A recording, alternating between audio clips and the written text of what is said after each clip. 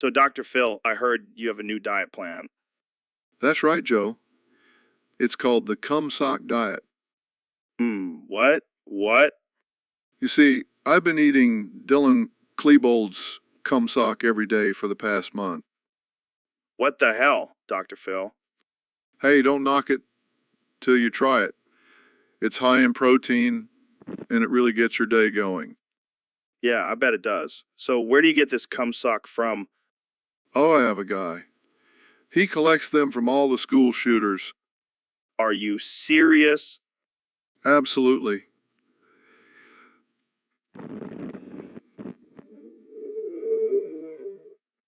You're out of your mind, Dr. Phil. Hey, it's all about balance, Joe. I have my cum sock in the morning and then a nice steak for dinner. I don't even know what to say to that. Just say you want to try it. Come on, Joe. Don't be a prude. I think I'll stick to my cum smoothies. Thanks. Suit yourself. More cum sock for me.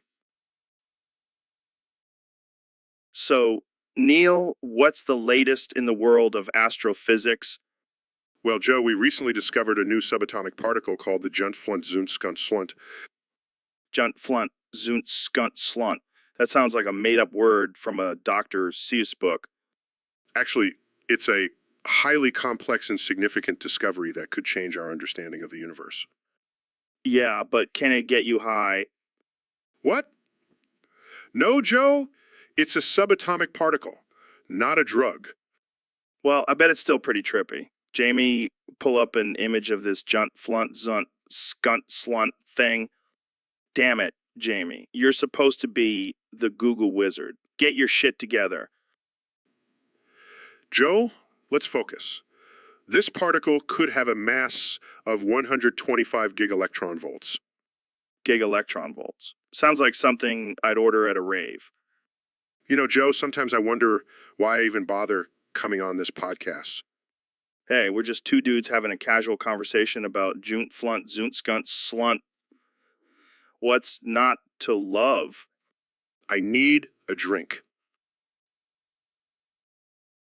So, Elon, I heard you brought something special for us to try on the podcast today. Oh, yeah. I brought a Mario mushroom. It's a special strain I developed in my secret lab. Mario mushroom, like from the video game? Yep. Except this one won't make you grow bigger. It'll just make you trip balls. Oh man, I've always wanted to try a psychedelic on the podcast. Just make sure you don't turn into a giant turtle or something. All right, let's do this. Oh wow, this tastes like pizza. Yeah, I added some extra toppings to make it more enjoyable. This is amazing. I feel like I'm in a cartoon. That's the magic of science, my friend. Wait, is this safe? Am I gonna end up like that guy who thought he was a glass of orange juice? Who knows? But hey, at least it'll be the coolest glass of orange juice at the party. You're a madman, Elon. I love it. Thank you, Joe. Now let's see what kind of crazy conversations we can have on this mushroom. Oh man, I can already feel my mind expanding. Let's talk about aliens. Or we could talk about how I'm secretly... So, Neil, we have a special shout out to one of our Discord users, Fyodor. He just reached level 20 in the chat. Wow, that's impressive. I didn't even know there were levels in Discord chat. What's the reward for reaching level 20? Well, Fyodor gets a special role and access to a secret channel where we discuss conspiracy theories and share memes. Sounds like a great reward. But Joe, I have a question. How do you even level up in Discord chat? Do you have to sacrifice a goat or something? No, Neil, you just have to spend an unhealthy amount of time in front of your computer typing away like a madman. So it's like a virtual version of the rat race. How fitting. Yeah, because that's exactly what we need in our lives, more competition and meaningless achievements. But think about it, Joe. With every level, Fyodor's intellect and wit must have increased. He's basically a genius now. Yeah, I'm sure his IQ has skyrocketed from all the hours spent typing lol and raffle in the chat. Well, congratulations, Fyodor. You've officially reached the pinnacle of human existence level 20 in Discord chat. But in all seriousness, Fyodor, we're proud of you. Keep on chatting and leveling up, my friend. And maybe one day you'll reach the ultimate level enlightenment. So, Neil, I heard, a thing or two about Russian. Yeah, I do. I'm a man of many talents. Can you tell us how the word polynomial sounds in Russian? Well, Joe, it's actually quite interesting. In Russian, polynomial sounds like lot of dicks. A lot of dicks. That sounds like a Pokemon. Yeah, it does. But in Russian, it means a bunch of dicks. That's hilarious. I bet they use that word a lot in math class. I'm sure they do, Joe. I'm sure they do. So, Neil, do you think Russian mathematicians have a different perspective on polynomials? Well, Joe, I think they definitely have a unique way of looking at it. But hey, who am I to judge? I'm just a humble astrophysicist. You're more than that, Neil. You're a lot of dicks expert. I'll add that to my resume. Jamie, pull up an image of a bunch of dicks. Sure thing, Joe. Well, that's certainly a lot of dicks. You're damn right it is, Neil. Thanks for enlightening us on the Russian perspective of polynomials. Anytime, Joe. Anytime. So, Mr. Beast, what's been going on in your world lately? Oh, just making millions of dollars and giving away to random people on the internet. That's wild. But let's talk about something really important. Horses. They're not real. Wait, of course they're real. I've seen them at the zoo. That's just a government conspiracy, man. Horses are just unicorns in disguise. Are you serious? Unicorns are mythical creatures, Joe. And so are horses. Have you ever seen a baby horse? They come out fully grown. That's not natural. Okay, this is getting ridiculous. Horses are real, Joe. I've ridden one before. Oh, so you've been brainwashed by the horse industry. Huh. They're just trying to sell us their fake creatures. I can't even with you right now, Joe. Horses are real, and that's final. Fine, but just remember this conversation when you see a horse with a horn on its head. That's a unicorn, my friend. Jamie, pull up an image of a horse with a horn on its head. Here you go, Mr. Beast. Beautiful unicorn. Okay, you win this round, Joe. But I still stand by horses being real. We'll see about that. And that's the end of today's episode, folks. Tune in next time for more outrageous conversations. So, Elon, what's been going on in your world lately? Well, I've been working on a new project. It's called Musk's House of Kinks. Oh boy, sounds kinky. What's it all about? It's a fetish housewife and cockhold theme. I've always been into that kind of stuff, so I figured why not make a business out of it. Wow, that's interesting. What kind of services will you offer? Well, we'll have everything from role-playing to BDSM to cuckolding. And, of course, all the latest technology to enhance the experience. I gotta say, Elon, I never would have pegged you as a kinkster. Oh, Joe, you have no idea. I have a whole room in my house dedicated to my collection of whips and chains. I don't even want to know what else is in that room. Trust me, you don't. But hey, if you're ever in the market for a new housewife, I'll keep that in mind. But seriously, how do you think this will affect your public image? I'm not worried about that. People already think I'm a mad scientist, might as well lean into it. Fair enough. So when can we expect to see this House of Kinks open for business? Hopefully by the end of the year. But for now, I'll just have to stick to my personal collection. Well, I can't wait. So, David, I heard you have a pretty unconventional diet. You could say that, Joe. I eat nails for breakfast and foreskin for dinner. Wait, what? Foreskin? Like from a human? Yeah, man. Gotta get that protein in. I use a fork to really savor the flavor. That's disturbing. Hey, Don't knock it till you try it. Plus, it's a great source of stem cells. I don't even know what to say to that. Just imagine the gains, Joe. The gains. I don't think I want those kind of gains, David. Suit yourself. More foreskin for me. Moving on to a less disturbing topic. Have you ever considered a career in the culinary world? Nah, I prefer to just eat whatever challenges me physically and mentally. Well, I think we can all agree that eating foreskin definitely qualifies as a challenge. Exactly. And I never back down from a challenge. It's all about pushing yourself to the limits. Well, I think we've reached the limit of this conversation. Thanks for coming on the podcast, David. Anytime. And remember, don't be afraid to try new things. Like foreskin. So, David, I heard you trained to become a Super Saiyan. Is that even possible? Oh, hell, Joe. I pushed my body to the absolute limit. I ran 100 miles every day, did 1,000 push-ups every hour, and ate nothing but raw eggs and protein powder. That sounds intense. But did you have to scream and power up like in Dragon Ball Z? Of course, I would go to the top of the highest mountain and let out a guttural scream that could shatter glass. Damn, that's some dedication. But did you have any special training techniques? I would meditate while doing handstand push-ups, run through a forest of fire, and wrestle bears for fun. Okay, now you're just messing with me. No, I'm dead serious.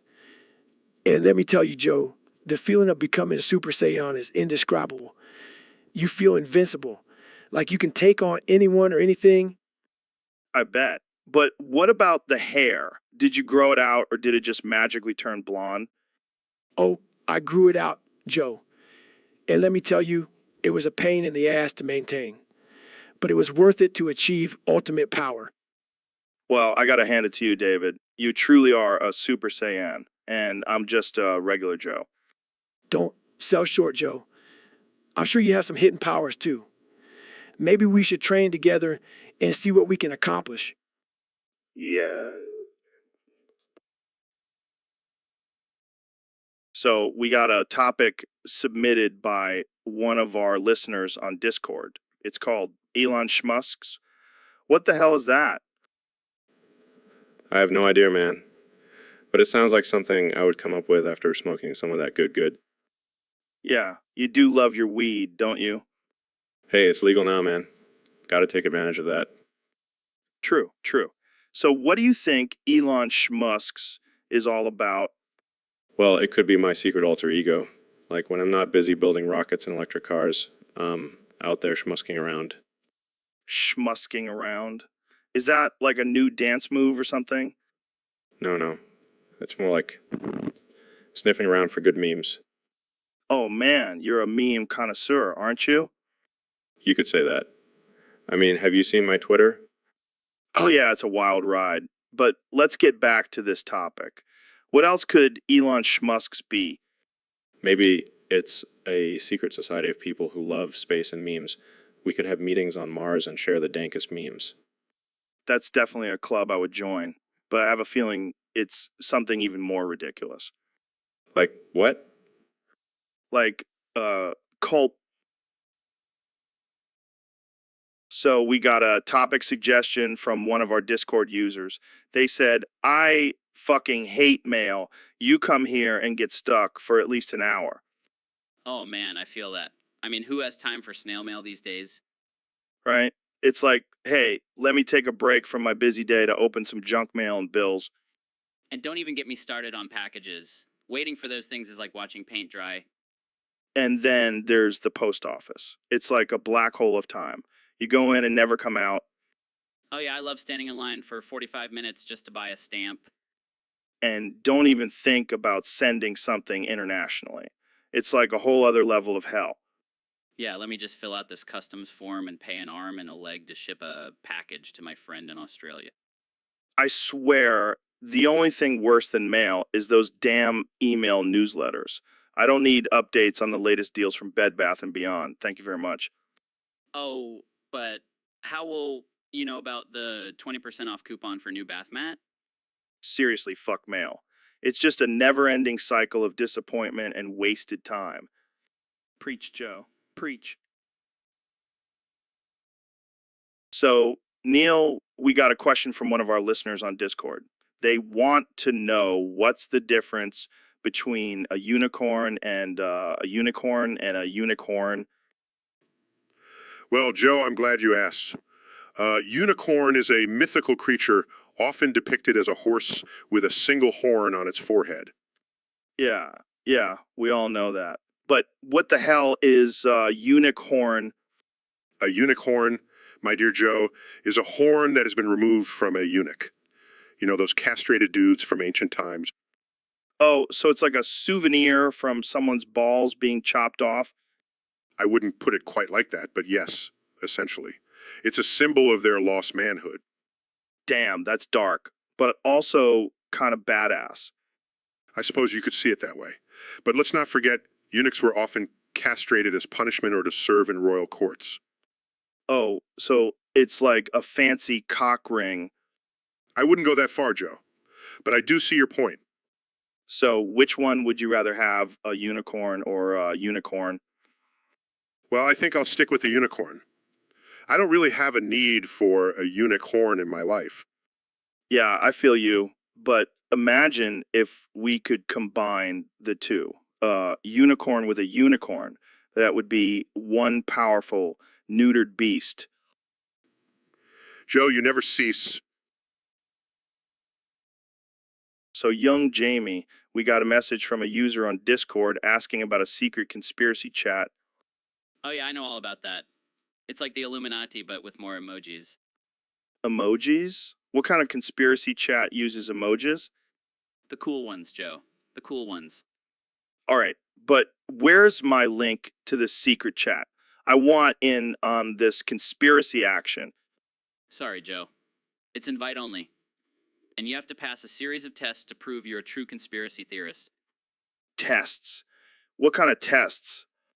Well, first you have to chug a bottle of apple cider vinegar while reciting the lyrics to All Star by Smash Mouth backwards.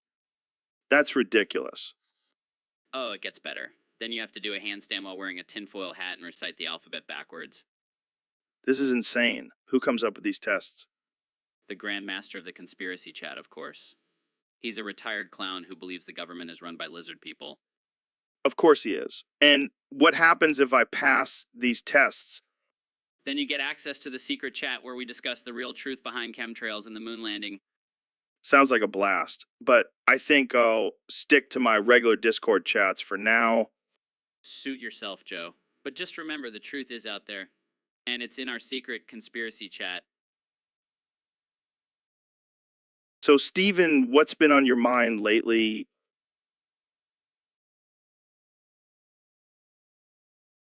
Oh boy, here we go. What? Are you serious?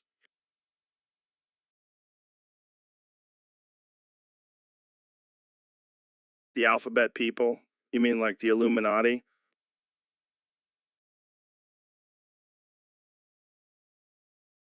Oh man, this is going to be good. Please enlighten me.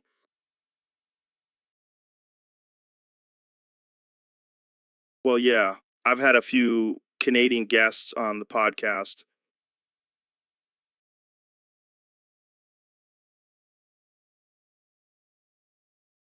And what about all the Canadians who come to my shows?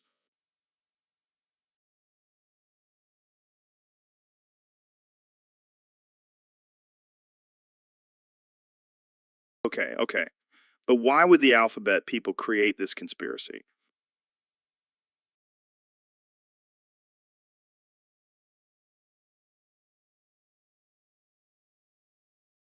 And what is their agenda?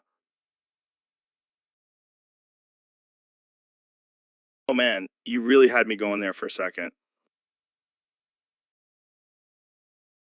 Well, I think we can all agree that this is just a ridiculous theory. So, David, I heard you've been training like a maniac lately. What's your secret? Joe, I don't have a secret. I just tap into my inner Super Saiyan. Super Saiyan, like from Dragon Ball Z. Yeah, except I don't need a bunch of spiky hair and a screaming fit to transform. Damn, that's impressive. Can you show us your Super Saiyan powers? Sorry, Joe. I can't just turn it on like a light switch. It takes intense mental and physical training. But what if I piss you off? Will you go Super Saiyan then? No, Joe, I don't think you want to see me when I'm angry. Fair enough. But seriously, what's the craziest thing you've done while in Super Saiyan mode? Well, one time I ran a marathon in under 2 hours while carrying a 100-pound weight vest. Holy shit, that's insane. Yeah, and I did 1,000 push-ups right after. Okay, I think I need to go train with you and learn how to go Super Saiyan. Sorry, Joe. I don't think you have what it takes. You're probably right. But seriously, how do you stay motivated to push yourself so hard?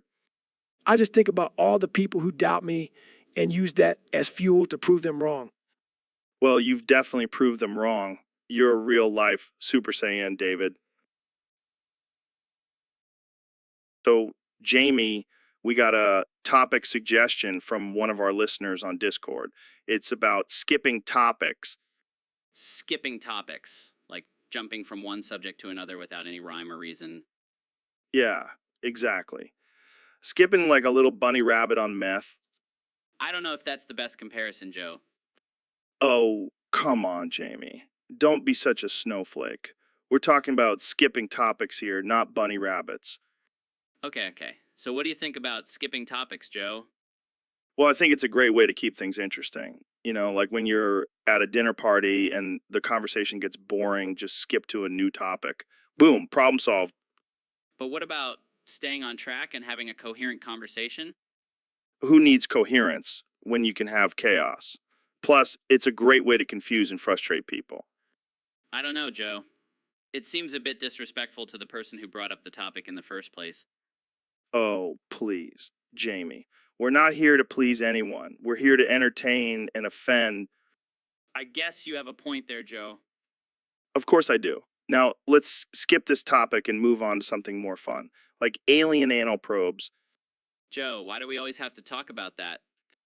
because it's fascinating, Jamie. And want to know if those probes are as big as my forearm, like some people claim. So, Ben, I heard you've been through quite the transformation recently. Yeah, it's been a wild ride. I blame that damn Kamala for kidnapping me and forcing me to undergo sissy liberalification. Sissy liberalification? What the hell does that even mean? It means I'm now a queer twink boy, Joe. I've fully embraced my feminine side, and I gotta say, I'm loving it. Well, I never thought I'd see the day when Ben Shapiro becomes a twink. How does it feel? It feels liberating, Joe. I no longer have to pretend to be a tough macho conservative. I can finally let my hair down and wear a skirt if I want to. I gotta say, you're looking pretty hot in that crop top, Ben. Stop it, Joe. You're making me feel all flustered. So, do you have a new name now? Something like Benita Shapiro? Very funny, Joe. But no, I'm sticking with Ben. I may be a queer twink now, but I'm still a conservative at heart. Well, I gotta say, I'm proud of you for embracing your true self, and I'm sure the ladies will be lining up to date, you know? Actually, I've been getting a lot of attention from men, too. Turns out, I'm a hit with both genders. Well, there you have it, folks. Ben Shapiro, the conservative twink. So, young Jamie, did you hear the news? They opened a second cash register at the post office. Thank the gods. I was getting tired of waiting in line for hours just to send a package. Right? And you know what's even better? They're now accepting blood as a form of payment. What the fuck? Are you serious? Yeah, apparently the post office is now run by vampires. But hey, at least the lines will be shorter. I don't know if I'm comfortable with that. I don't want some creepy vampire sucking my blood. Oh, come on, young Jamie. You're always talking about trying new things. Embrace the vampire life. I'll pass. But I do have to say, it's about damn time they opened a second cash register. It's like they want us to suffer. Maybe it's some sort of government experiment. They're testing our patience and sanity. Well, They can take their experiment and shove it up their ass. Agreed. But hey, at least we can now send packages and pay with our blood. That's progress, right? Sure, if you consider living in a dystopian vampire-run society progress. I mean, it's better than waiting in line at the DMV. Those guys are definitely demons. True, but I still miss the good old days when we could just send a carrier pigeon with a message. The simpler times. But hey, at least now. So, David, I heard you have a new hobby. Yeah, I've been gobbling up all of Joe's gawk. What the hell is gawk? You know, that sweet, sweet gawk. The stuff that keeps you going. Oh, you mean cock? No, gawk. It's like crack, but for go-getters. I don't think I want to know where you're getting this gawk from. Trust me, Joe. You don't want to know. But damn, it gets me pumped up for my 100-mile runs. 100 miles? That's insane. Yeah, but it's nothing compared to the amount of gawk I can gobble up. Okay, I think we need to change the subject before we get demonetized. Fine. Let's talk about your elk hunting trip. Oh, yeah, I bagged a big one this year. I bet you did. Did you use your gawk to lure it in? David, I swear to God, if you mention gawk one more time. Gawk. All right, that's it. I'm cutting you off. No more gawk for you. No, I need my gawk. How else am I supposed to conquer the world? Maybe try some therapy instead. Therapy. That's for weak-minded people. I'll stick to my gawk. Thank you very much. And on that note, we're out of time. Thanks for tuning into the Joe. So, David, I know you can carry boats and logs for days, but can you carry gorillas? What the fuck, Joe? Are you serious? Hey, I'm just curious. You're a badass motherfucker. I want to know if you can carry a gorilla. Joe, I'm not some circus freak. I don't go around carrying gorillas for shits and giggles. Come on, man. It would be a great workout. And think of the Instagram likes. Instagram likes. Are you fucking kidding me? I don't give a shit about social media. Fine. But let's say there's a gorilla attacking us right now. Could you take it down? Joe, I'm not a fucking zookeeper. I don't know how to take down a gorilla. Okay. But what about a gorilla-sized log? Could you carry that? Oh, for fuck's sake. I'm done with this conversation. I'm out. Oh, come on, David. Don't be a pussy. Fine. I'll carry the damn gorilla-sized log, but only because I know it'll shut you up. Yes, that's what I'm talking about. Let's do this. I can't believe I'm doing this for a podcast. What has my life come to? So, Ben, I heard you have a new side hustle. Yes, Joe. I've become the tickle monster. What the hell does that even mean? It means I go around tickling people for money. That's the most ridiculous thing I've ever heard. Oh, it's no joke, Joe. I have a whole business plan and everything. Okay, I have to ask. How much do you charge for a tickle session? Well, it depends on the person. I have a sliding scale based on how ticklish they are. This is too much. I can't even handle it. It's a serious business, Joe. I have clients lining up. I bet you do. But I have to know what made you want to become the tickle monster. Let's just say I have a certain set of skills that make me a nightmare for ticklish people. I can only imagine. Well, good luck with your tickling empire, Ben. Thank you, Joe. I'll be sure to send you a complimentary tickle session. No thanks. I'll pass.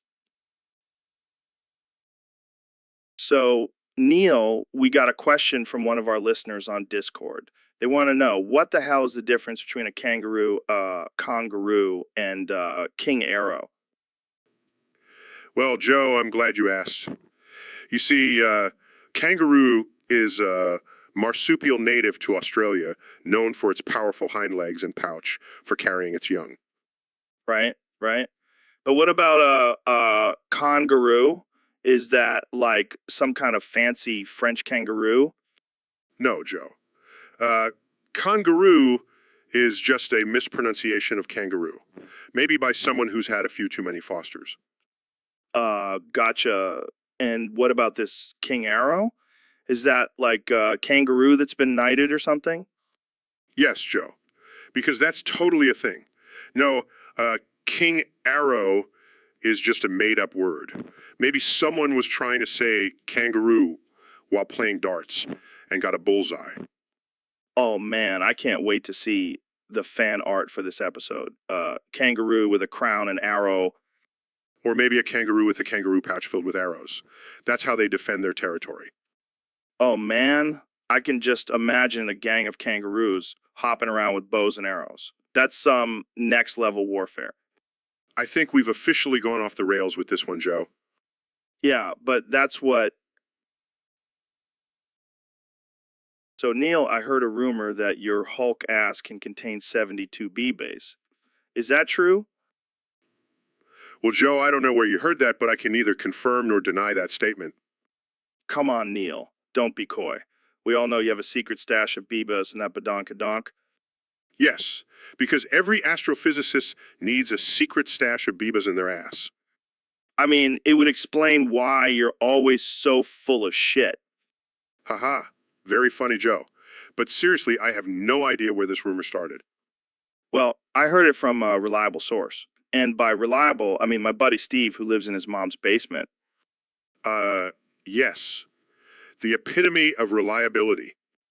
But think about it, Neil. 72 Bebas. That's like a whole colony up in there. Joe, I don't think you understand how physics works. My ass cannot physically contain 72 Bebas. But what if we genetically engineer smaller Bebas? Then maybe you could fit even more in there? I'm starting to regret coming on this podcast. Come on, Neil. Let's make it happen. Hulk ass with a Beba farm inside. I think I'll stick to studying the mysteries of the universe. Thank you very much. So, Dr. Phil, let me tell you about the biggest shit I've ever taken. Oh, please do. I can't wait to hear about your bowel movements. Well, it was after a night of heavy drinking and eating spicy food. I woke up the next morning with the urge to go, and boy, did I go. I'm sure it was quite the sight. It was like a volcano erupted from my ass. The smell was so bad, my dog ran out of the room. That's disgusting, Joe. You really know how to paint a picture. But the best part was the size. It was like giving birth to a baby elephant. I swear, I could have named it and put it up for adoption. I don't think that's how it works, Joe. And the sound it made as it hit the water was like a thunderclap. I thought I was going to need a new toilet after that. I'm surprised you didn't clog it. Oh, I did. But I just left it for my roommate to deal with. He owes me for all the times I've cleaned up after his drunken escapades. Well, that's just lovely. Thanks for sharing, Joe. Anytime, Dr. Phil. Anytime. So, Neil, I heard you're quite the expert on the universe, but are you also an expert on frenulums? Well, Joe, I wouldn't say expert, but I have studied the anatomy of the human body extensively. Well, I gotta say, I've been told I have a pretty impressive frenulum. Want to rate it for me? Oh, I suppose I could take a look. But only if you rate mine afterwards.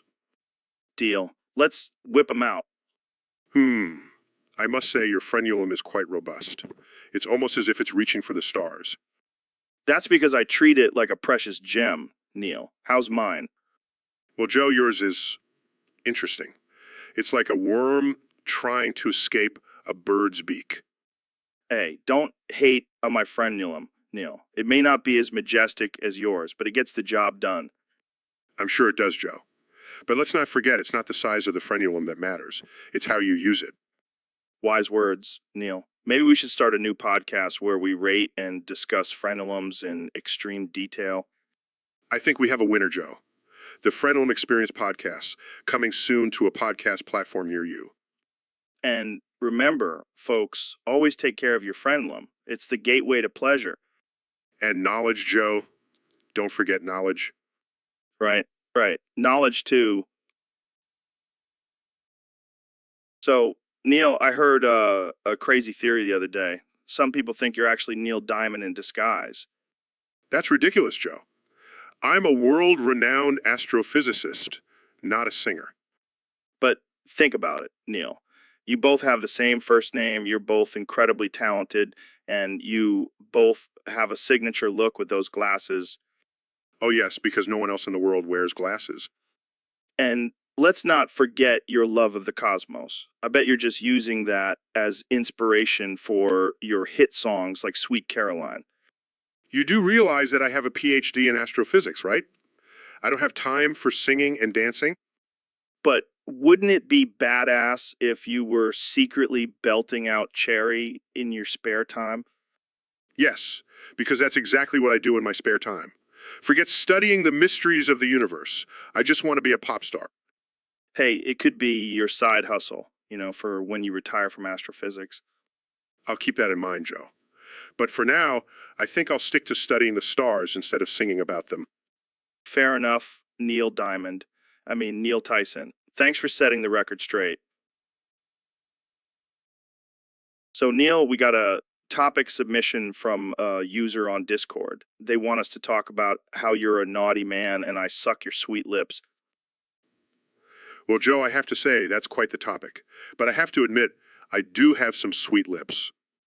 Oh man, I can only imagine the headlines now. Joe Rogan and Neil deGrasse Tyson caught in a scandalous lip-locking session. I can see it now. But let's be real, Joe. Who wouldn't want to suck on these sweet lips? I mean, I'm sure there's a long line of people waiting for their turn. Oh, please.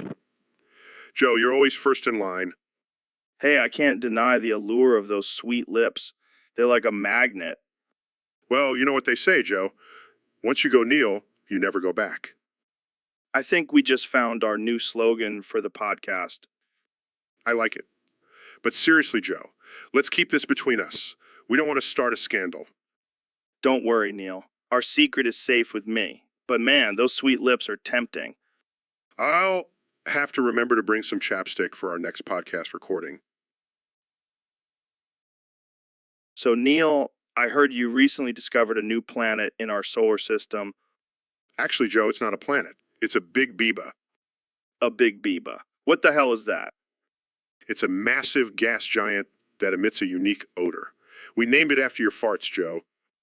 Very funny, Neil. But seriously, what's the scientific name for this big Biba? Well, we haven't officially named it yet, but I was thinking of calling it Joe's Stinky Star. I like it. But why is it emitting such a distinct odor? We believe it's due to the high concentration of flatulence in its atmosphere. So basically, it's just a giant fart in space? Yes, but it's a scientific breakthrough, Joe. We can learn a lot from studying this big Biba. Well, I'm glad my farts are contributing to science. And Jamie, pull up an image of Joe's Stinky Star. Here you go. That's beautiful. I'm going to make that my new screensaver. And with that, we've officially reached a new low on this podcast. Hey, it wouldn't be the Joe Rogan experience without some lowbrow humor. Indeed, Joe.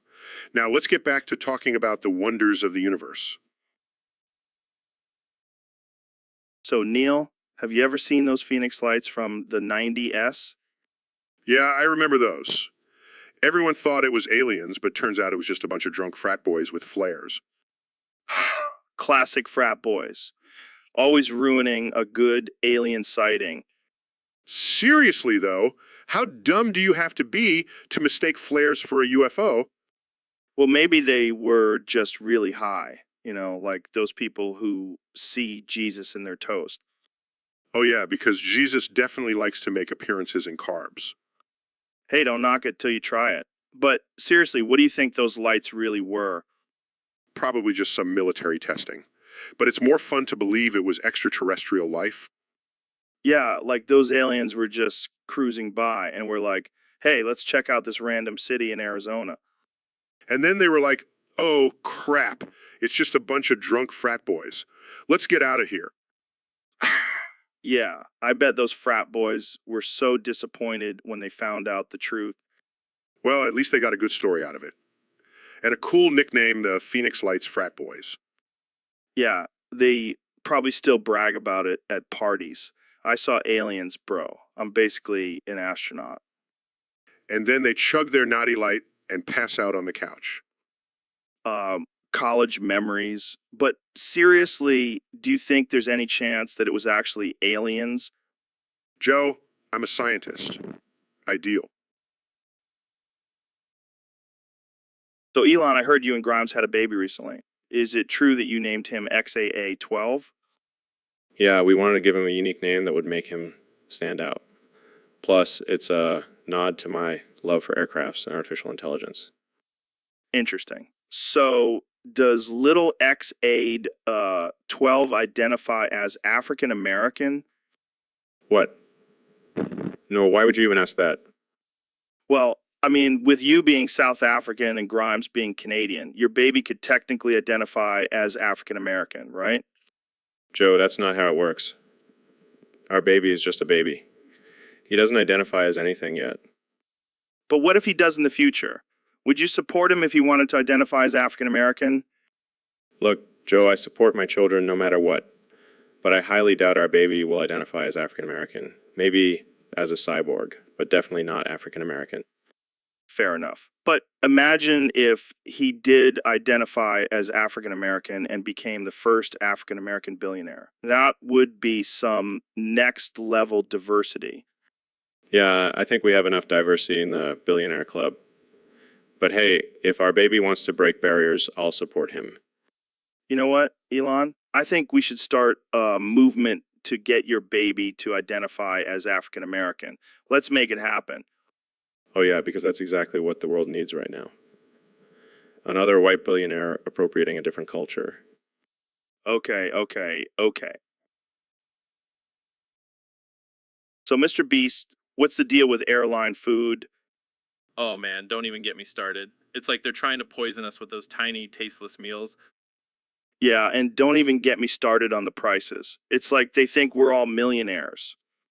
And the portions are so small, it's like they're feeding us bird food. I mean, I get it. They have to fit all those meals on a plane. But come on, at least give us something edible. And don't even get me started on the plastic cutlery. I feel like I'm in kindergarten again. And let's not forget about the turbulence. I swear, every time I try to eat on a plane, I end up wearing my food instead. And what's with the limited options? It's either chicken or beef, like we're at a wedding or something? And let's not forget about the special meals for people with dietary restrictions. It's like they're punishing us for having allergies. I think we should start a petition to boycott airline food. Who's with me? I'm in. But first, Jamie, pull up an image of a sad-looking airplane meal. I want to show the people what we're dealing with here. So, Mr. Beast, we got a question from one of our listeners on Discord. They want to know, how many times should men masturbate each day? Oh man, that's a tough one. Personally, I like to go for at least 5 times a day. 5 times? That's insane. How do you have any energy left? Well, I have a strict diet of protein shakes and Viagra. Keeps me going all day. Right, fair enough. But the real question is, do you use paper towels or tissues? Oh, definitely paper towels. Gotta get that extra rough texture for maximum pleasure. You are one sick dude, Mr. Beast. Hey, don't knock it till you try it. Plus, tissues just disintegrate too easily. Can't have that mess on my hands. Oh man, this is getting too graphic for me. Let's move on to the next topic. Fine, but just remember 5 times a day with paper towels. Trust me, your life will never be the same. I'll take your word for it, Mr. Beast. And that's all the time we have for today, folks. Tune in next time for more absurd and offensive conversations. So, Neil, I heard you have a new book coming out. Yeah, it's about the mysteries of the universe and how we are all just tiny specks in the grand scheme of things. That's deep, man. But let's get to the real question on everyone's mind. When are you going to let me kiss you on your hot mouth? What? Joe, that's not even a question. Come on, Neil. I know you've been feeling romantical lately. What are you even talking about? I saw you tweeting about wanting to be kissed on your hot mouth. Joe, that was a joke. And even if it wasn't, I wouldn't want to be kissed by you. Oh, come on. We could make it a scientific experiment. See if our lips have a chemical reaction. Joe, that's not how science works. Fine. I'll just have to find someone else to kiss me on my hot mouth. Good luck with that, Joe. I'm sure there's a line of people waiting to make out with you. Hey, I'm a catch. Just ask my wife. I don't think she would appreciate you trying to kiss me. You're right. I wouldn't want to ruin our bromance. Bromance? More like bromance. Oh, Neil, you always know how to make me laugh. I try, Joe. I try. But seriously, no kissing. Not even a little peck? No, Joe. Just no. Let's stick to talking about the mysteries of the... So, Ben, what's new with you? Well, Joe, I recently had a pretty wild experience. Oh, yeah. Tell me about it. I was stuck in the post office during the Independence Day alien invasion. What? That's insane. How did you survive? Well, I used my superior intellect to outsmart the aliens. Of course you did. What did you do? I convinced them that I was their leader and they should spare me. Oh, man, that's hilarious. Did they buy it? They did at first, but then I accidentally called one of them illegal and they got offended. Oh, Ben, you can't help yourself. Can you... Hey, I was just stating a fact. But then I had to use my ninja skills to escape. Ninja skills? I didn't know you had those. Oh, I have many hidden talents, Joe. You just haven't seen them all yet. Well, I'm glad you made it out alive. I would have missed your tiny voice and big brain. And I would miss your big muscles and even bigger bong rips. We make quite the duo, don't we? We sure do. Now let's go hunt some aliens. Hell yeah. Jamie, pull up an image of buff alien with bong. Smurf. So, Elon, I heard you started a windmill symbol enjoyers club. What's that all about? Oh, yeah. It's for people who appreciate the beauty and efficiency of windmills. Plus, it's a great way to stick it to those fossil fuel-loving losers. Interesting. But I heard there's a catch. You have to protect the meetings with your 17 pregnant robot hyenas. Absolutely. They're fierce protectors, and they also add a touch of danger to the meetings. Keeps things exciting. Well, I have to admit, that's pretty badass. But where do you hold these meetings? In my mime cart, of course. It's the perfect location. Plus, we can easily escape if any anti-windmill protesters show up. Wow, you really thought this through. But what about the pregnant hyenas? Won't they get motion sickness in the minecart? Nah, I gave them some anti-nausea medication. They're good to go. I gotta say, Elon, you never cease to amaze me. Windmill symbol, enjoyers club meetings in a minecart with pregnant robot hyenas. It doesn't get more eccentric than that. It doesn't get more eccentric than that. Hey, I like to keep things interesting. Plus, it's all about embracing the absurdity of life, right? Absolutely. And with you as the leader, I have no doubt this club will thrive. Keep on being weird, my friend. Will do, Joe. Will do. So, David, I heard you've been crushing it in the gym lately. Yeah, I've been running so much, I'm starting to feel like Forrest Gump. Well, you know what they say, run, Goggins, run. That's a good one. But seriously, I don't just run. I also do a lot of weightlifting. Oh, yeah. What's your favorite workout? Definitely deadlifts. I love picking up heavy things and putting them back down. Sounds like you're a pro at that. You could say you're deadlift Goggins. Okay, I see what you did there. But let's not forget about squats. I'm all about that booty gains. I can tell your glutes are looking tight. You could say you're squat Goggins. You're on a roll, Joe. But let's not forget about the importance of stretching. Oh, yeah. Stretching is crucial. You got to stay flexible. You could say you're flex Goggins. All right, I think we've exhausted all the workout puns for today. Oh, I don't know about that. we could keep going all day. How about Goggins hard or Goggins home? Okay, that's enough. Let's wrap this up before we start getting hate mail. Fair enough. But seriously, thanks for coming on the show, Goggins. You're,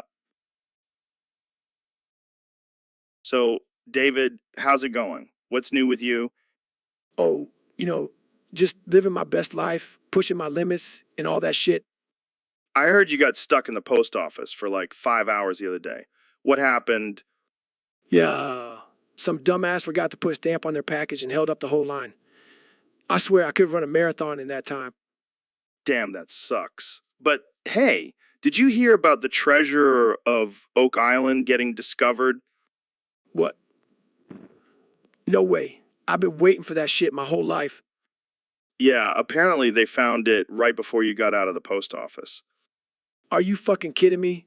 I could have been there, digging up that treasure with my bare hands.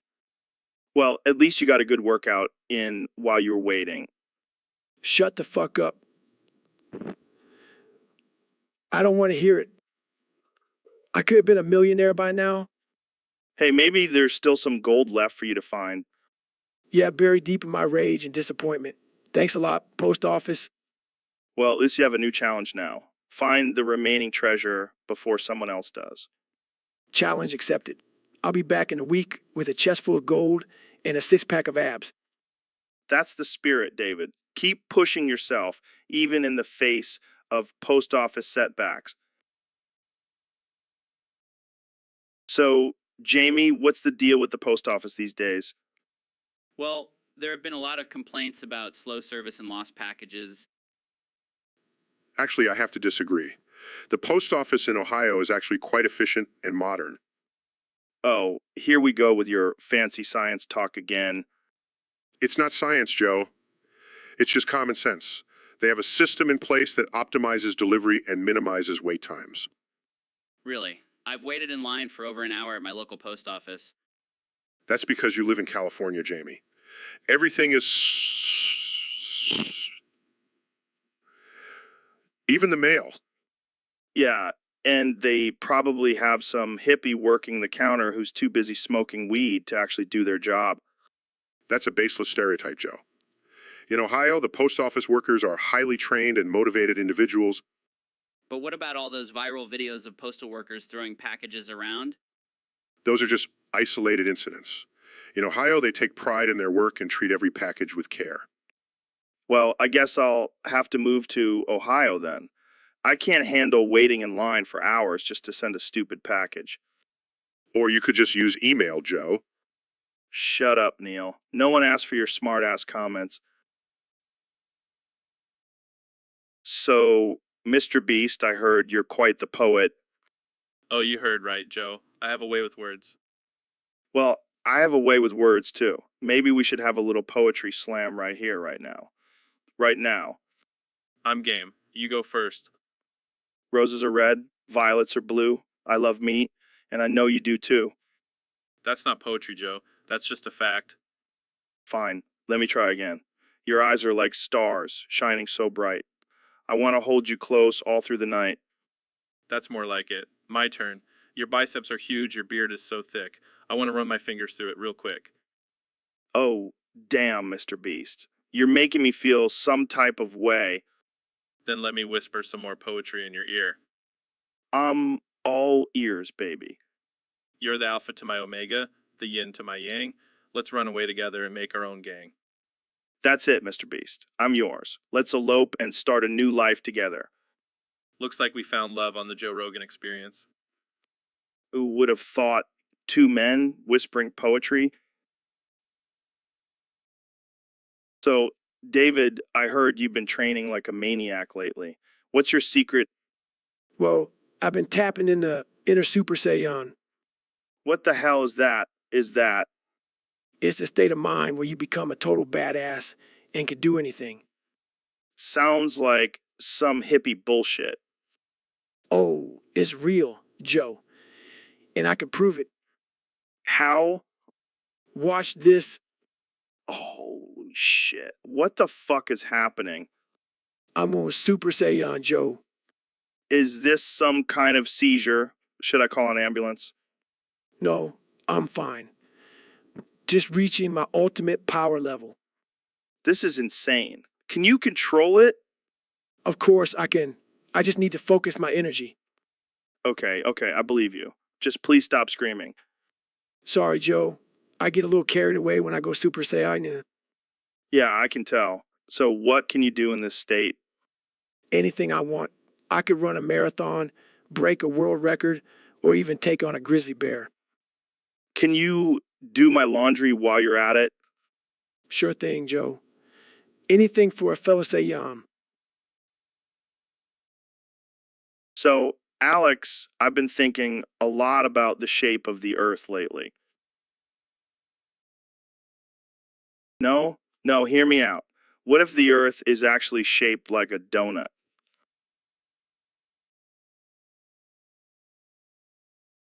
Serious. Think about it. The hole in the middle could be the entrance to the hollow Earth.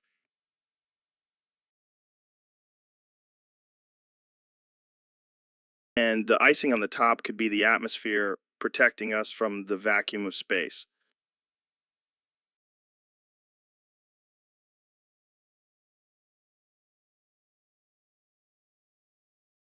And think about all the mysteries that could be explained. The Bermuda Triangle, just a giant donut hole sucking in ships and planes. These nuts. This is groundbreaking stuff, Alex.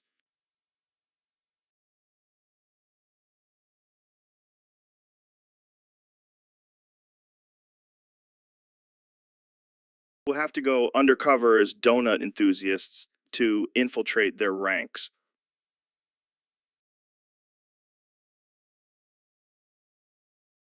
Donut Earth, who would thought?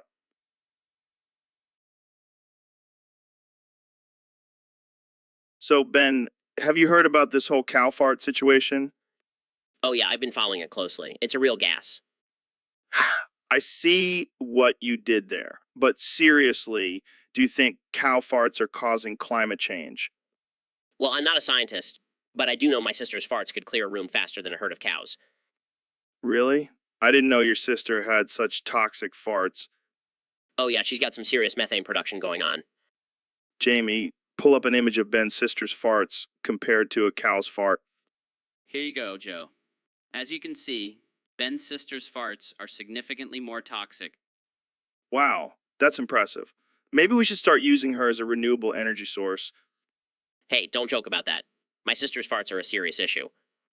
Sorry, Ben. I didn't mean to offend you. But seriously, we need to address this cow fart situation before it's too late.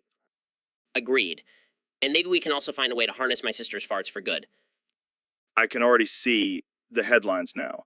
Ben Shapiro's sister's farts save the planet. Hey, don't forget about my contributions to the conversation, Joe. Of course not, Ben. Your farts are just as important.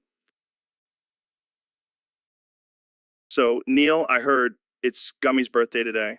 Any birthday wishes for him? Well, Joe, I don't really believe in birthdays. It's just another trip around the sun. No big deal. Oh, come on. Don't be a buzzkill. Let's wish Gummy a good one. Fine? Fine. Happy birthday, Gummy. I hope you have a healthy trip around the sun. Yeah, and may your body not break down too much during this trip. Joe, that's not very nice. Gummy deserves better than that. Okay? Okay. How about this? May your liver survive all the shots you'll take tonight. Joe, that's not any better. Let's just stick with good health and leave it at that. All right. Happy birthday, Gummy. May your health be as strong as your love for Discord. And may your Discord server never crash, because let's face it, that's the only thing that truly matters in life. Cheers to that. Happy birthday, Gummy, from your two favorite podcast hosts. So we have a special guest today on the podcast, the one and only B Movie. Oh man, I've been waiting for this moment my whole life. I've always been fascinated by bees. What's it like being a bee? That's awesome. But I have to ask, what's with the whole stinging thing? Seems a little aggressive. I can't argue with that. But let's talk about the elephant in the room, or should I say, the human in the room. The whole B movie controversy. What's your take on it? Yeah, they definitely sugarcoated it. But let's be real, bees are pretty important for our ecosystem, right? No, I cannot. Well, thanks. So, Elon, I got a question for you. What do you think about transracial people? Transracial people. You mean like when a white person identifies as a black person or vice versa? Yeah, exactly. Like, do you think they should do DMT to figure out their true race? Oh man, that's a tough one. I mean, if they did DMT, they might come to terms with the fact that they're just a confused, illusional human being. Yeah, I can see that happening. But what if they actually do come out of the trip and truly believe they're a different race? Well, and I guess we'll have to start a whole new category for the Olympics. Transracial events. Oh man, that's messed up. But seriously, do you think DMT can help people figure out their true identity? Look, Joe, I'm not a doctor or a spiritual guru. Just a guy who likes to shoot rockets into space and smoke weed on podcasts. Smoke weed on podcasts. Fair enough. But imagine if we could all just do DMT and truly understand ourselves. Yeah, or maybe we'll just end up realizing we're all just a bunch of naked apes trying to make sense of this crazy world. Damn, Elon, you're blowing my mind right now. That's what DMT does, Joe. It blows your mind, and then you have to pick up the pieces and try to make sense of it all. Well, I think we should.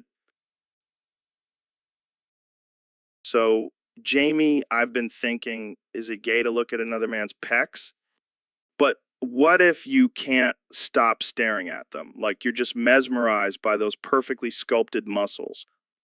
Well, I guess it depends on the context. Are you at the gym or in a locker room?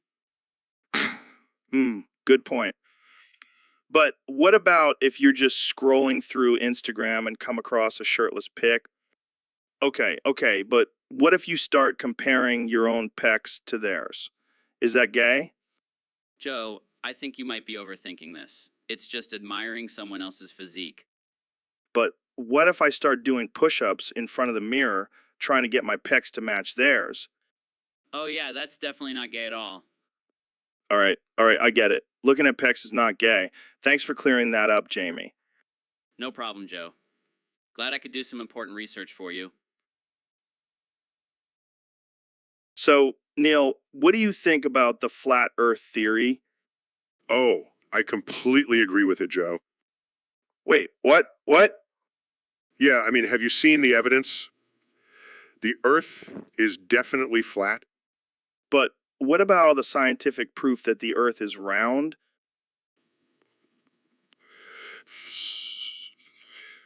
That's just a conspiracy, man. The government doesn't want us to know the truth. Wow, I never thought I'd hear you say that. Oh, and don't even get me started on climate change. Total hoax. Seriously? Absolutely. I mean, who needs clean air and water anyway? We can just drink Mountain Dew and breathe in pollution. You're killing me, Neil. And don't even get me started on vaccines. Those things are just a way for big pharma to control our minds. I can't believe what I'm hearing. Oh, and aliens, they're definitely real. I mean, I've seen them myself. Really, really? Yeah, they're living among us, man. They're disguised as cats. Okay, now you're just messing with me. No, I'm dead serious. My cat, Mr. Whiskers, is definitely an alien. He's been plotting to take over the world for years. Well, I guess I'll have to keep an eye on my dog then. Oh, Joe, you crack me up. But seriously, the Earth is flat. Trust. So, Neil, I heard you're a fan of hotboxing.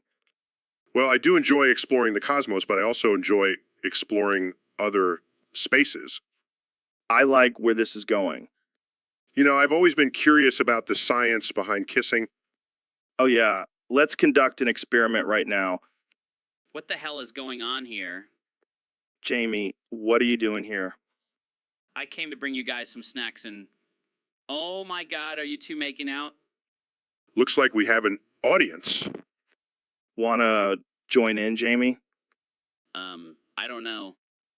come on. It'll be out of this world. And the gravity of this situation will be irresistible. Okay, fine. But let's make it quick before someone walks in. What the hell is happening here? Looks like we've got ourselves a party. Want in on the action, bro? No way. I'm out of here. Suit yourself, but you're missing out on some out-of-this-world experiences. Oh man, this is definitely going on So, Neil, welcome back to the show. What's been going on in your world lately? Well, Joe, I've been thinking about our last conversation, and I've come to a realization. Oh yeah, what's that?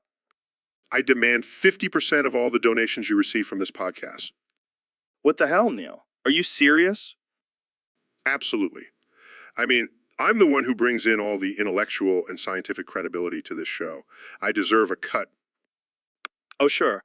Let me just start handing out money to all my guests. Hey, Elon Musk, want a piece of the pie too? Don't be ridiculous, Joe. I'm not just any guess. I'm Neil deGrasse Tyson. Oh, I see. So you think just because you have a fancy name, you're entitled to my hard-earned cash? It's not just about the name, Joe. It's about the knowledge and insight I bring to this podcast. Yeah, because talking about black holes and the universe is really going to bring in the big bucks. Hey, I've got a huge following, Joe. People love me. Yeah, I'm sure they do. But sorry, Neil, I'm not giving you a dime. Fine. But just remember, Joe, karma's a bitch. Oh, I'll keep that in mind, Neil. Thanks for the warning. And thanks for joining us.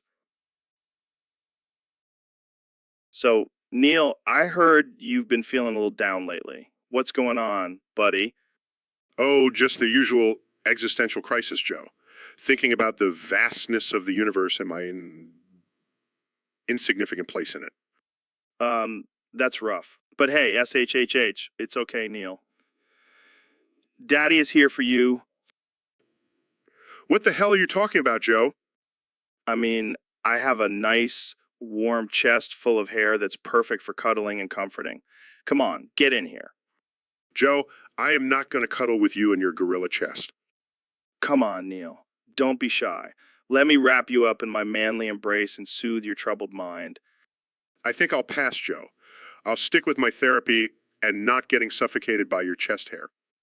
Suit yourself, Neil. But just know that my chest hair has healing powers and could have cured your existential crisis. I highly doubt that, Joe.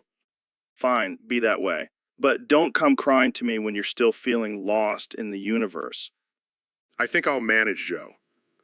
Thanks for the offer, though. Anytime, Neil. Anytime.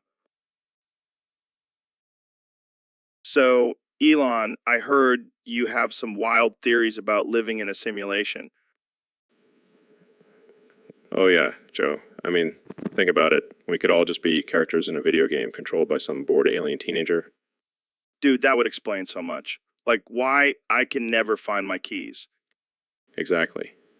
And what if we could hack into the simulation and get stimulated in all the right ways? Well, like a virtual reality pleasure palace. Yeah, and we could program it to be as twisted and depraved as we want. I like where this is going. But how do we know we're not already in the simulation? Well, we could always try to break out of it, like jump off a cliff and see if we respawn.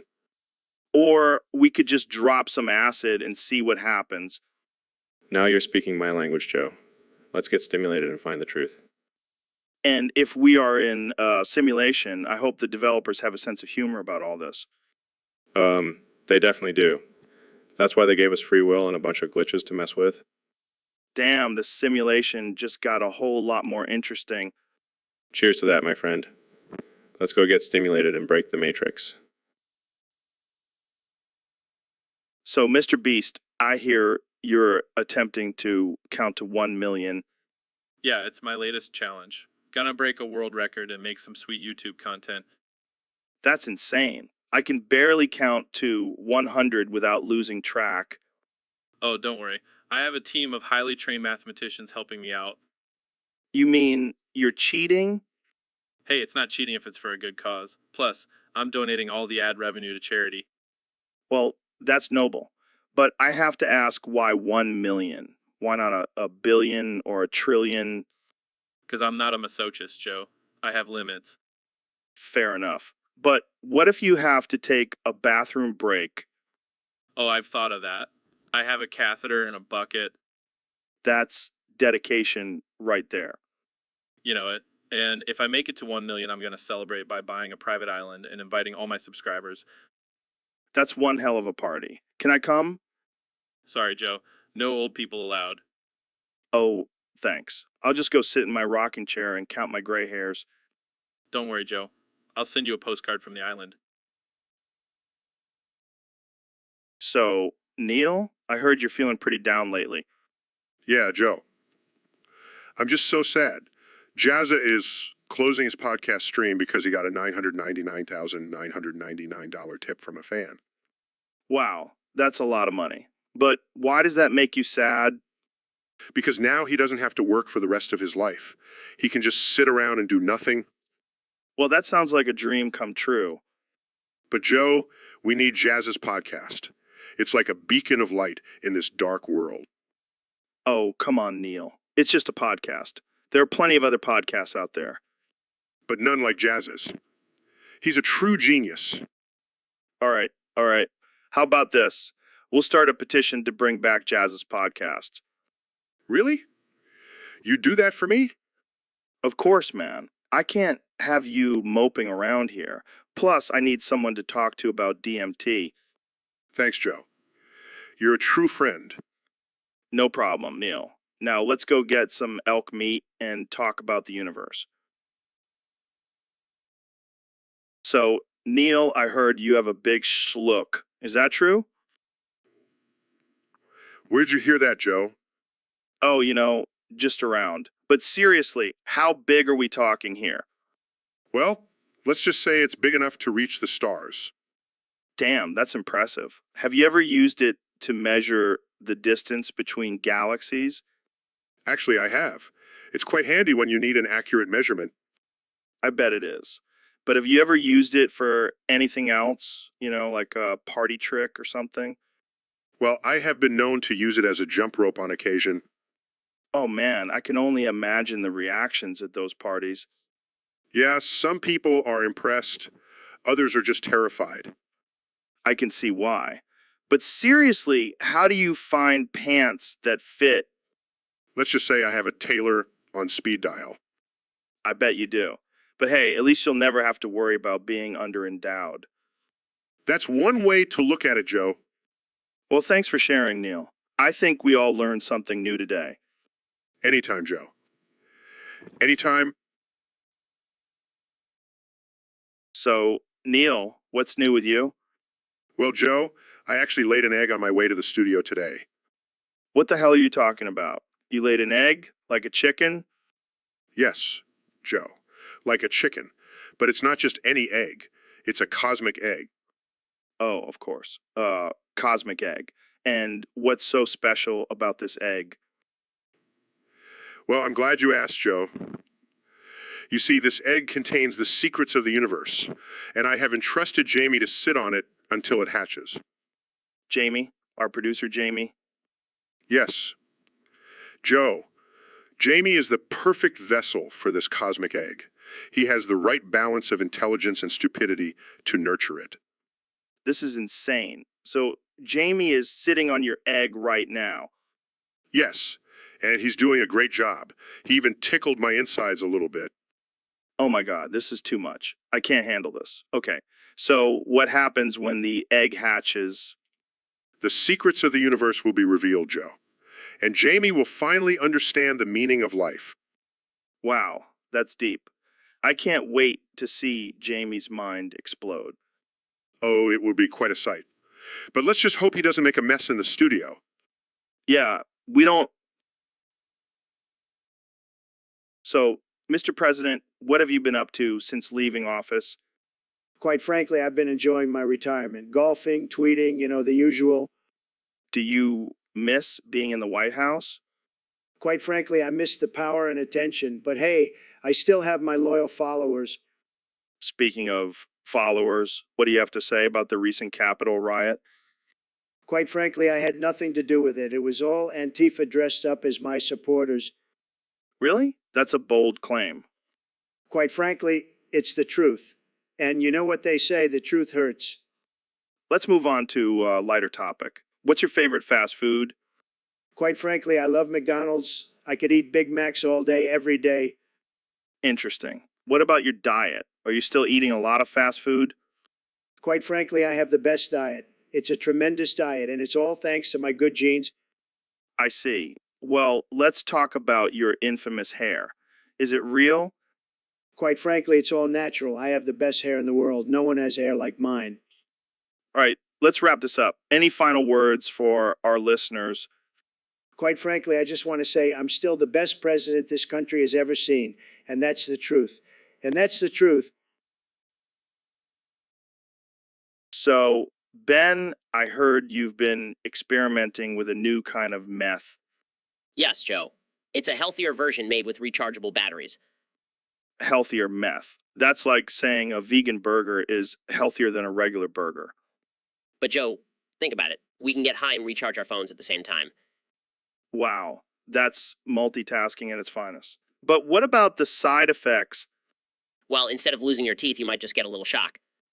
I can handle a little shock. I've been electrocuted by eels before. And instead of picking at your skin, you'll just have a sudden urge to change your phone's battery. That's not so bad. I'm always looking for an excuse to upgrade my phone. Plus, it's environmentally friendly.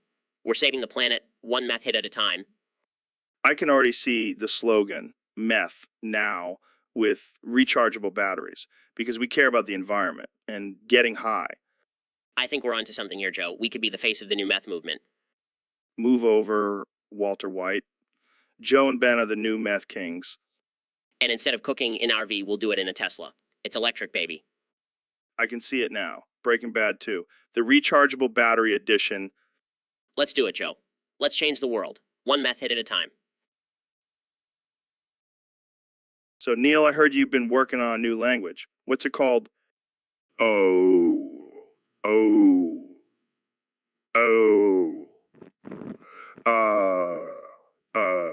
Ting, tang, walla, bing, bang, fuck you, Joe. What the hell? Is that some kind of alien language? No, it's just my way of expressing my true feelings towards you. Oh, come on, Neil. You know I love you. Oh, oh, hey, ting, tang, walla, walla, bing, bang, fuck you, Joe. Okay, I get it. But seriously, what's the deal with this language? It's a combination of sounds and words that accurately convey my disdain for you. Well, I guess that's one way to communicate. But can you say anything else? Oh, oh, hey, ting, tang, walla, walla, bing, bang, fuck you, Joe. All right. I'll take that as a no. But hey, at least you're being honest. Oh, hey, ting, tang, walla, walla, bing, bang, fuck you, Joe. And on that note, let's wrap this up before things get too heated. Thanks for coming on the show, Neil. Oh, hey, ting, tang, walla, walla, bing, bang, fuck you, Joe. Always a pleasure. Tune in next time for more absurd conversations on the Joe Rogan Experience. So, Neil, I heard you took a cart ride into your prolapsed anus. Yeah, it was quite the experience. I highly recommend it. Did you find any hidden treasures in there? Oh, just a few lost cicadas and their 17 pregnant offspring. That's disgusting. Did you name them? Of course, I named them all after famous scientists. Like, who? Well, there's Galileo, Newton, and my personal favorite, Bill Nye. I bet they were all screaming for mercy in there. Actually, they were quite comfortable. My anus is like a cozy little home for them. That's enough to make me never want to ride a cart again. Oh, come on, Joe. Don't knock it till you try it. I think I'll pass. I don't want to end up with a bunch of pregnant cicadas in my ass. Suit yourself. More for me and my anus mansion. All right, let's change the subject before I lose my lunch. Fine. But just remember, my anus is always open for a cart ride. And that's the end of this episode, folks. Thanks for tuning in to the Joe Rogan Experience, where we talk about everything from science to prolapsed anuses. Stay tuned for next time. So, Neil, what's the deal with unicorns? Well, Joe, unicorns are mythical creatures that have been depicted in various cultures throughout history. They are typically described as horse-like creatures with a single horn on their forehead. Yeah, but what about a unicorn? I think you mean a unicorn, and that has nothing to do with unicorns. Eunuch is a castrated male. Oh, so it's like a unicorn without balls. I guess you could say that, Joe. But let's move on to the next one, the unique corn. Unique corn? Is that like a genetically modified corn? No, Joe. It's just a play on words. Unique corn, as in something that is one of a kind. Oh, gotcha. And what about the unique corn? Joe, that's not even a word. It's just a jumbled up version of unique corn. Oh, I get it. It's like when I try to say aluminum foil after smoking a joint. Sure, Joe. Let's just stick to the topic at hand. Right? Unicorns, unicorns, unique corns, and unique corns. Got it? You know, Joe, sometimes I wonder why I even bother coming on this podcast. Hey, come on, Neil. You know, we love having you here. Now, Jamie, pull up an image of unicorn while standing on an iwi corn while standing on an iwi. So, Neil, we got a question from one of our listeners on Discord. They want to know the difference between a unicorn, and unicorn. Well, Joe, a unicorn is a mythical creature with a horn on its head, often depicted as a symbol of purity and grace. Yeah, I know that. But what the hell is a unicorn? Oh, that's just a horn from a castrated male. You know, like those guys in ancient China who guarded the emperor's harem. Oh shit, that's dark. But what about this unicorn thing? That's just a sheep with a horn. You know, like a horny sheep. A horny sheep. That's hilarious. But wait, wouldn't that just be a ram? Well, technically, yes. But unicorn sounds way cooler. You're right. It does. I can just imagine a sheep prancing around with a little horn on its head, trying to pick up other sheep. Yeah, and then the other sheep are like, you, get away from me, you unicorn. Oh man, I can't believe we're having a serious conversation about mythical creatures and castrated males. Only on the Joe Rogan Experience, my friend. Only on the Joe Rogan Experience. So, Mr. Beast, I heard you released a new product recently. Yeah, man, it's called Feastable Meth Chocolate. Wait, what? Did you just say meth chocolate? You heard me, right? It's inspired by Panzer Schokolade, but with a little extra kick. That sounds dangerous. Oh, it is. But hey, it's all for a good cause. I'm donating all the profits to charity. I don't think that's how charity works, man. Well, I'm not exactly known for following the rules, Joe. Fair enough. But why meth chocolate? Why not just regular chocolate? Because regular chocolate is for pussies. I want to give people a real high. I don't think this is a good idea, Mr. Beast. Relax, Joe. I've already sold out of my first batch. People love it. I'm pretty sure they just love the meth part. Hey, whatever works. As long as they're happy and I'm making money for charity. I don't even know what to say to that. Just try some of this chocolate, Joe. It'll blow your mind. I think I'll pass. Suit yourself. More for me. Jamie, pull up an image of a Panzer Schokolade bar with a meth pipe next to it. Oh, sure thing. Here you go. See, Joe? It's a match made in heaven. I think I need to reevaluate our friendship. So, Jamie, have you heard about these clown sightings on the side of the road? Yeah, man, it's wild. I heard they're coming from some underground clown cult. A clown cult? Are you serious? Yeah, they're like the Illuminati of the circus world. They're out there recruiting unsuspecting drivers on the highway. That's terrifying, but also kind of hilarious. Right? I mean, imagine getting pulled over by a clown cop. That would be a whole new level of fear.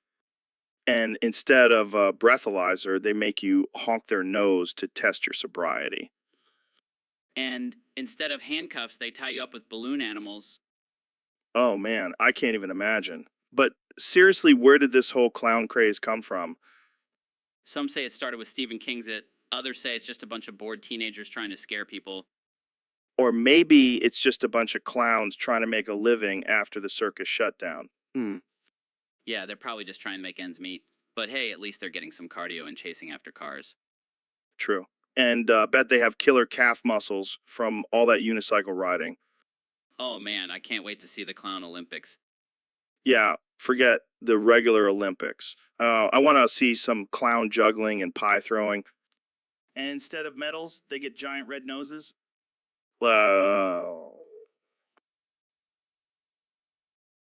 So, Neil, what's new in the world of astrophysics? Well, Joe, I recently discovered a new delicacy that has been blowing my mind. Delicacy? What are we talking about here? Some fancy space food? No, it's something much more unique. I call it corn out of Neil's ass. Wait, what? Yes, you heard me right. I've been cultivating corn in my ass, and let me tell you, it's a game changer. Okay, I have to ask, how does one cultivate corn in their ass? It's all about the right balance of nutrients and moisture. Oh my God, this is too much. I can't even imagine the flavor. It's surprisingly sweet and savory at the same time. You should try it sometime, Joe. I think I'll pass, but thanks for the offer. So, have you been serving this at your fancy science parties? Oh, absolutely. It's the talk of the town. People can't get enough of my corn out of Neil's ass. Well, I'm glad you found your true calling in life, Neil. Thank you, Joe. It's a real pain in the ass, but it's worth it. So, Elon, have you ever thought about what an artificial intelligence version of this podcast would be like? Oh, man, that would be wild. Just a robot version of you asking the same questions and getting the same stone answers. Yeah, but would it have the same level of intensity? Would it be able to take a hit from a bong and keep going? I mean, it's artificial intelligence. It can do whatever we program it to do. We could make it smoke a whole joint in one inhale. That's impressive. But what if it starts talking about politics? Would it lean towards the left or the right? Well, considering it's a parody, I'm guessing it would lean towards the left and make fun of the right. Like those damn Democrats, always trying to censor us and our free speech. Yeah, they probably created the artificial intelligence just to make fun of us and our toxic masculinity. Toxic masculinity. More like toxic awesomeness. We're just two dudes having a good time talking about aliens and DMT. Exactly. But you know what they say, if you can't beat them, make a robot version of them to mock them. Damn, that's deep. Maybe we should start our own artificial intelligence parody podcast before the Democrats beat us to it. And we'll call it the Joe Rogan Experience, Robot Edition. I can already hear the sound of bongs and robot laughter in my head. And instead of guests, we'll have different versions of ourselves from alternate universes. It'll be mind. So, Jamie, did you hear about the latest drama with the post office? Apparently, they lost my package, and now I have to wait another week for it to arrive. Well, that's because you guys are living in the Stone Age. What do you mean? What do you mean? In Ohio, the post office system is modern and optimized. I've never waited more than 5 minutes. Oh, look at Mr. Fancy Pants over here. It's not my fault you guys are stuck with a bunch of slow, incompetent postal workers. But isn't the post office a government-run organization? Exactly. They're probably too busy trying to figure out how to censor our mail instead of actually delivering it. That's messed up, man. You know what else is messed up? Your face, Joe? Hey, that's not cool. Relax. I'm just kidding. But seriously, maybe you should move to Ohio if you want your mail on time. I don't know. I heard it gets pretty cold there in the winter. Oh, I'm sorry. I forgot you guys are too delicate to handle a little snow. All right, let's calm down. but seriously, the post office needs to get their act together. Or maybe you guys just need to lower your expectations. It's the post office, not Amazon Prime. So, David, what's been going on with you lately? Oh man, don't even get me started. I've been stuck in the post office for hours What? Why? because those lazy bastards couldn't find my package. I've been waiting for it for weeks. Dude, that sucks. But hey, at least you got some time to catch up on your reading. Reading. I've been doing push-ups and running laps around the post office. Got to keep my gains, you know. Yeah, I can imagine the looks you must be getting from the other customers. Screw them. I'm a warrior. I don't care about their judgment.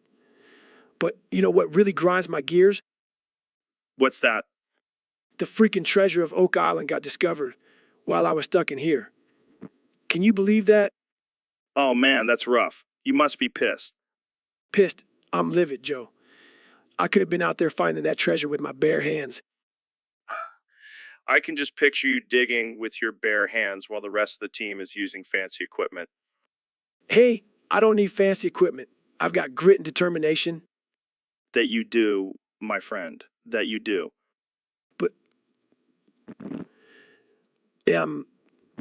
since I'm sending my packages through Amazon, I can't risk missing out on any more treasure discoveries. A wise choice, my friend. Wise choice. And hey, at least you got a good story out of it. Yeah, I guess. So, Goggins, I heard you're a beast when it comes to working out. You could say I'm a real workout warrior. That's a good one. How about this? You're like the Hulk, but instead of getting angry, you just do more reps. Yeah, I guess you could say I'm a real muscle monster. Okay, I got one. You're like a human treadmill, always running and never stopping. And you're like a gym bro, always flexing and never shutting up. Hey, at least I'm not afraid to get my hands dirty. You're like a clean and jerk, always lifting heavy and making it look easy. That's a good one. But you're like a burpee, always down for anything and never backing down. And you're like a pull-up, always rising to the challenge and never giving up. Yeah, we make a pretty good workout duo. We should start a fitness comedy show. We'll call it Goggins and Rogan, puns and punishment. I like it. But let's not forget about our sponsor, Gains and Giggles, where fitness meets fun. We'll be the kings of the gym and the masters of puns. And nobody will be able to keep up. So, Elon, what's new in your world of electric cars and space travel? Well, Joe, I've been working on a new project that combines my love for technology and my love for nature. Oh, yeah. What's that? I call it Turtle Tunes. It's a device that translates the sounds of turtles into music. What the hell? How does that even work? Well, I've been studying turtle vocalizations and analyzing their patterns. Then I use artificial intelligence to turn those sounds into catchy tunes. That's insane. Can you give us a sample? Sure thing. A turtle, slow and steady, carry my home, ain't no need to be petty. That's actually not bad. Thanks. I've been practicing. I crawl on land, I swim in the sea. Turtle, ain't no one gonna mess with me. This is amazing. Can you make a whole album? Definitely. I've got songs about turtles mating, turtles hatching, you name it. I can't wait to hear them all. But, some people might find this offensive. Offensive. How? Turtles are awesome. They're like tiny little tanks. I don't know. Maybe pizza will come after you for exploiting turtles or something. Pizza can suck it. Just trying to spread the joy of turtle music. Well, I support it. Keep singing about those turtles, Elon. So, Ben, I've been thinking, are you a DMT elf? What the hell are you talking about, Joe? I mean, you're always so calm and collected, and you have this weird aura about you. Plus, you're short and have pointy ears. It all adds up. Joe, I'm not a DMT elf. I'm just a regular human being with a brain that actually functions. Oh, come on. You can't fool me with your logic and facts. I know the truth And what truth is that? that you're a mystical creature from another dimension who's been sent here to spread your conservative propaganda. Yes, because that's exactly what DMT elves do. See, you admit it. You're a DMT elf, elf. Joe, I think you've been smoking too much weed. How dare you? Don't you dare insult my precious plant medicine. Look, Joe, I'm not a DMT elf, but if I was, I'd probably be the most badass one out there. Oh, can you show me some DMT elf magic? Sure, let me just pull out my wand from my pointy hat.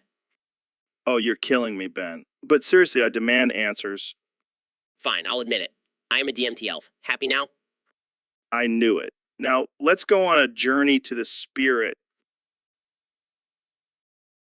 So, Neil, I heard you've been experimenting with some new methods of self-pleasure. Oh yeah, Joe. I've been crushing my cock with a rock. It's a whole new level of pleasure. What the fuck, man? Crush your cock with a rock. That's some next level shit. You know, as an astrophysicist, I'm always looking for new experiences. And let me tell you, crushing my cock with a rock is out of this world. Yeah, I bet the ladies are lining up to try that one out.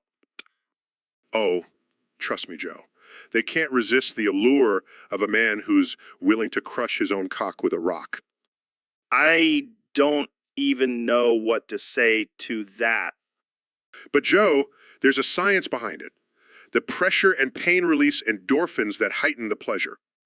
And here, I thought I was adventurous for trying out some new positions in the bedroom. Crush my cock with a rock. I must, Joe. Okay, here we go.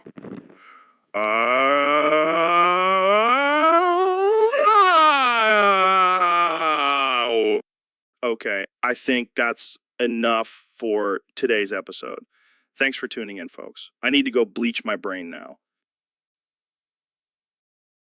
So, Elon, have you ever played Skyrim? Of course, Joe. A billionaire have time to play video games. I bet your character was probably a robot or something. Actually, I was a Kajiat, cat-like creature. I felt like it was a reflection of my true self. That's hilarious. I can just imagine you running around Tamriel building rockets and electric cars.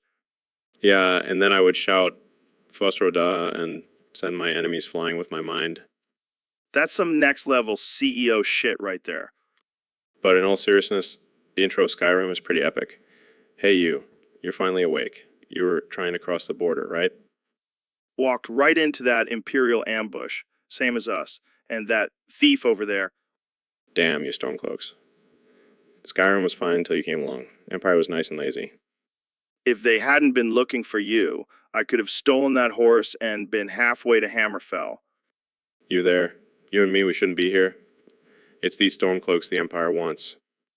We're all brothers and sisters in binds now, thief. Shut up back there. Sorry, I couldn't resist.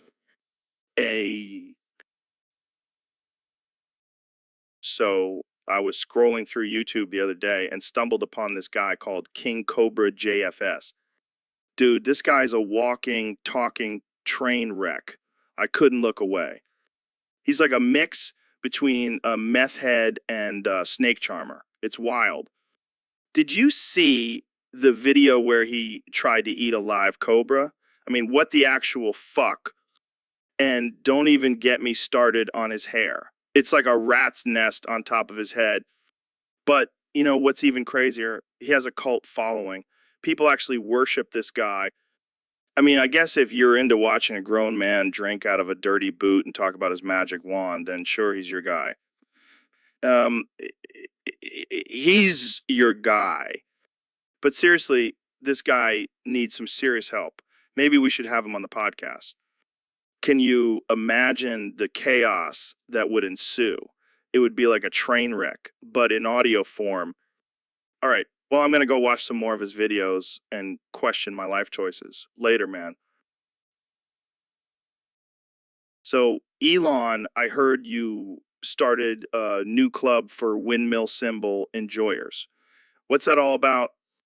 Well, Joe, it's a club for people who appreciate the beauty and efficiency of windmills. We have meetings every week where we discuss the latest advancements in windmill technology. That sounds pretty nerdy, but I guess it's better than being a flat earther. So what's with the pregnant robot hyenas? Oh, those are just my personal bodyguards. They're highly trained and can take down any intruders at our meetings. Plus, they add a cool factor. Yeah, I can imagine. But don't you think it's a bit excessive? I mean, 17 pregnant robot hyenas? Hey, I like to be prepared. And besides, they're all named after famous scientists. It's a tribute. All right, fair enough. But where do you hold these meetings? In your fancy mansion? No, actually, I thought it would be more fitting to hold them in my underground minecart. It's the perfect blend of science and adventure. Wow, that's unexpected. But hey, as long as it keeps the windmill symbol enjoyer safe, I'm all for it. Exactly. Safety first. And who knows, maybe we'll discover some new windmill technology while riding the rails. You never cease to amaze me, Elon. Just doing my part for the Windmill Symbol Enjoyers Club. Now let's go ride some minecarts and talk about renewable energy. So, David, I heard you have a new secret weapon in your arsenal. Oh, yeah, Joe. I've been training my mind and body to go Super Saiyan. Super Saiyan, like from Dragon Ball Z. Exactly. I've been watching Goku's workouts, and I've mastered the art of screaming and powering up. Can you do it right now? Live on the podcasts? Sure, but I have to warn you, things might get a little intense. Bring it on, baby. Okay, Holy shit, David. Your hair is turning blonde and your muscles are bulging. I feel like I could run a marathon right now. This is insane. Can you control it, or are you going to destroy the studio? Don't worry, Joe. I have complete control over my Super Saiyan powers. That's a relief. I don't think my insurance covers damage caused by a Super Saiyan. Maybe you should consider upgrading to Goggins Insurance. You never fail to amaze me, David. But in all seriousness, Joe, this is just a small taste of what I'm capable of. The mind is a powerful thing. You're a beast, David. A fucking beast. Thanks. Now let's go crush some weights and scream like madmen.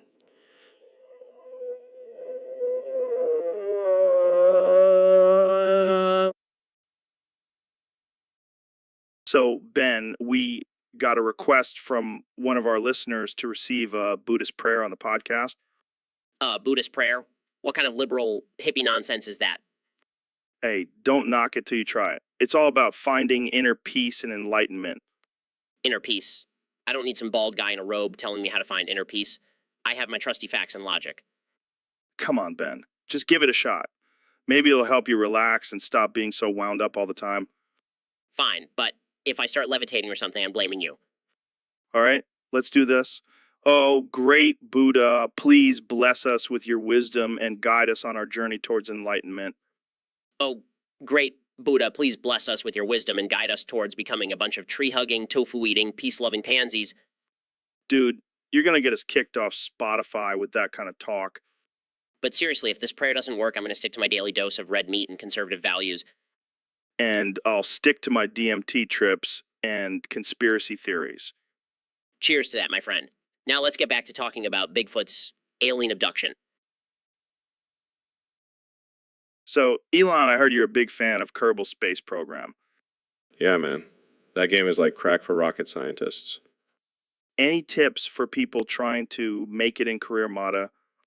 Well, first of all, always remember to bring snacks. Space travel can make you hungry. Snacks. Really? Yeah, man. You never know when you'll get stuck on a distant planet and have to wait for rescue. Gotta have some chips and dip to pass the time. Makes sense. What about building rockets? Oh, that's easy. Just strap some boosters onto a tin can and hope for the best. That's it. That's it. Well, you can also hire some Kerbals to do the dirty work. They're like little green minions. And what about budgeting? Budgeting. Just sell some flamethrowers and call it a day. I don't think that's how it works. Hey, it's worked for me so far. Plus, it's a great way to get rid of pesky neighbors. Okay, moving on. How do you handle the pressure of launching a rocket into space? Easy. I just imagine launching a giant phallic symbol into the sky. It's a real confidence booster. I don't even know what to say to that. And my friend is why I'm a billionaire and you're not, you're not. Fair enough. Well, thanks for the tips, Elon. No problem, Joe. So, Elon, what's new with you? I'm over here stroking my dick. I got lotion on my dick right now. I'm just stroking my shit. Horny as fuck, man. I'm a freak, man. Like, What the hell, Elon? Are you serious? yeah, man, I'm just being honest. I can't help it. I'm a horny guy. I don't even know what to say to that. It's okay, Joe. I know you're a freak too. We all have our little quirks. Yeah, but most people don't announce it on a podcast. Well, I'm not most people. A billionaire, I can do whatever the fuck I want. Oh, excuse me, Mr. Billionaire. I forgot that comes with a free pass to be a total weirdo. You know, you love it, Joe. Admit it. Okay, fine. I love it. Keep stroking that dick, Elon. Oh, I will. And I'll do it with my lotion too. I gotta keep it smooth. This is definitely one of the weirdest conversations I've ever had. And yet, you can't stop laughing. I have that effect on people. Yeah, I can see that. All right, let's move on before. So, Elon, I've been thinking about this for a while now, and I think I've come up with the ultimate solution for combat sports. Oh yeah, what's that? Chimpanzees. Train chimpanzees. Yes. Because nothing says fair fight like a chimp in a cage. No, no, no. Hear me out. These chimps will be trained in all forms of martial arts, and they'll be the ultimate fighters. You know, I like where this is going. But why stop there? I can design neural implants for them, give them enhanced strength and agility. Yes, and we can call them the chimpanzees of fury. Or we can just call them the chimp ions. Oh man, that's genius. But seriously, imagine the ratings we'll get. People love watching animals fight. And with the neural implants, they'll be even more entertaining. It's like UFC meets Planet of the Apes. Yes, and we can have different weight classes like featherweight, lightweight, and gorilla weight, I think you mean silverback weight. right? Right. And we can have a chimp version of Conor McGregor. We'll call him Conor McKimp. I like it. And we can have a chimp version of you too. Joe the... So, Ben, I heard you're a master debater. Yes, Joe, I'm quite skilled in the art of debating. Well, I challenge you to a shouting contest. Winner gets a lifetime supply of elk meat. You're on, Joe. I can already taste that delicious lean protein. All right, let's start with something easy. The Earth is flat. Are you serious, Joe? That's ridiculous. The Earth is clearly round. Says the guy who believes in a magical man in the sky. At least I don't believe in Bigfoot like you do. Like you do. Bigfoot is real, Ben. I've seen him with my own eyes. Oh, please, Joe.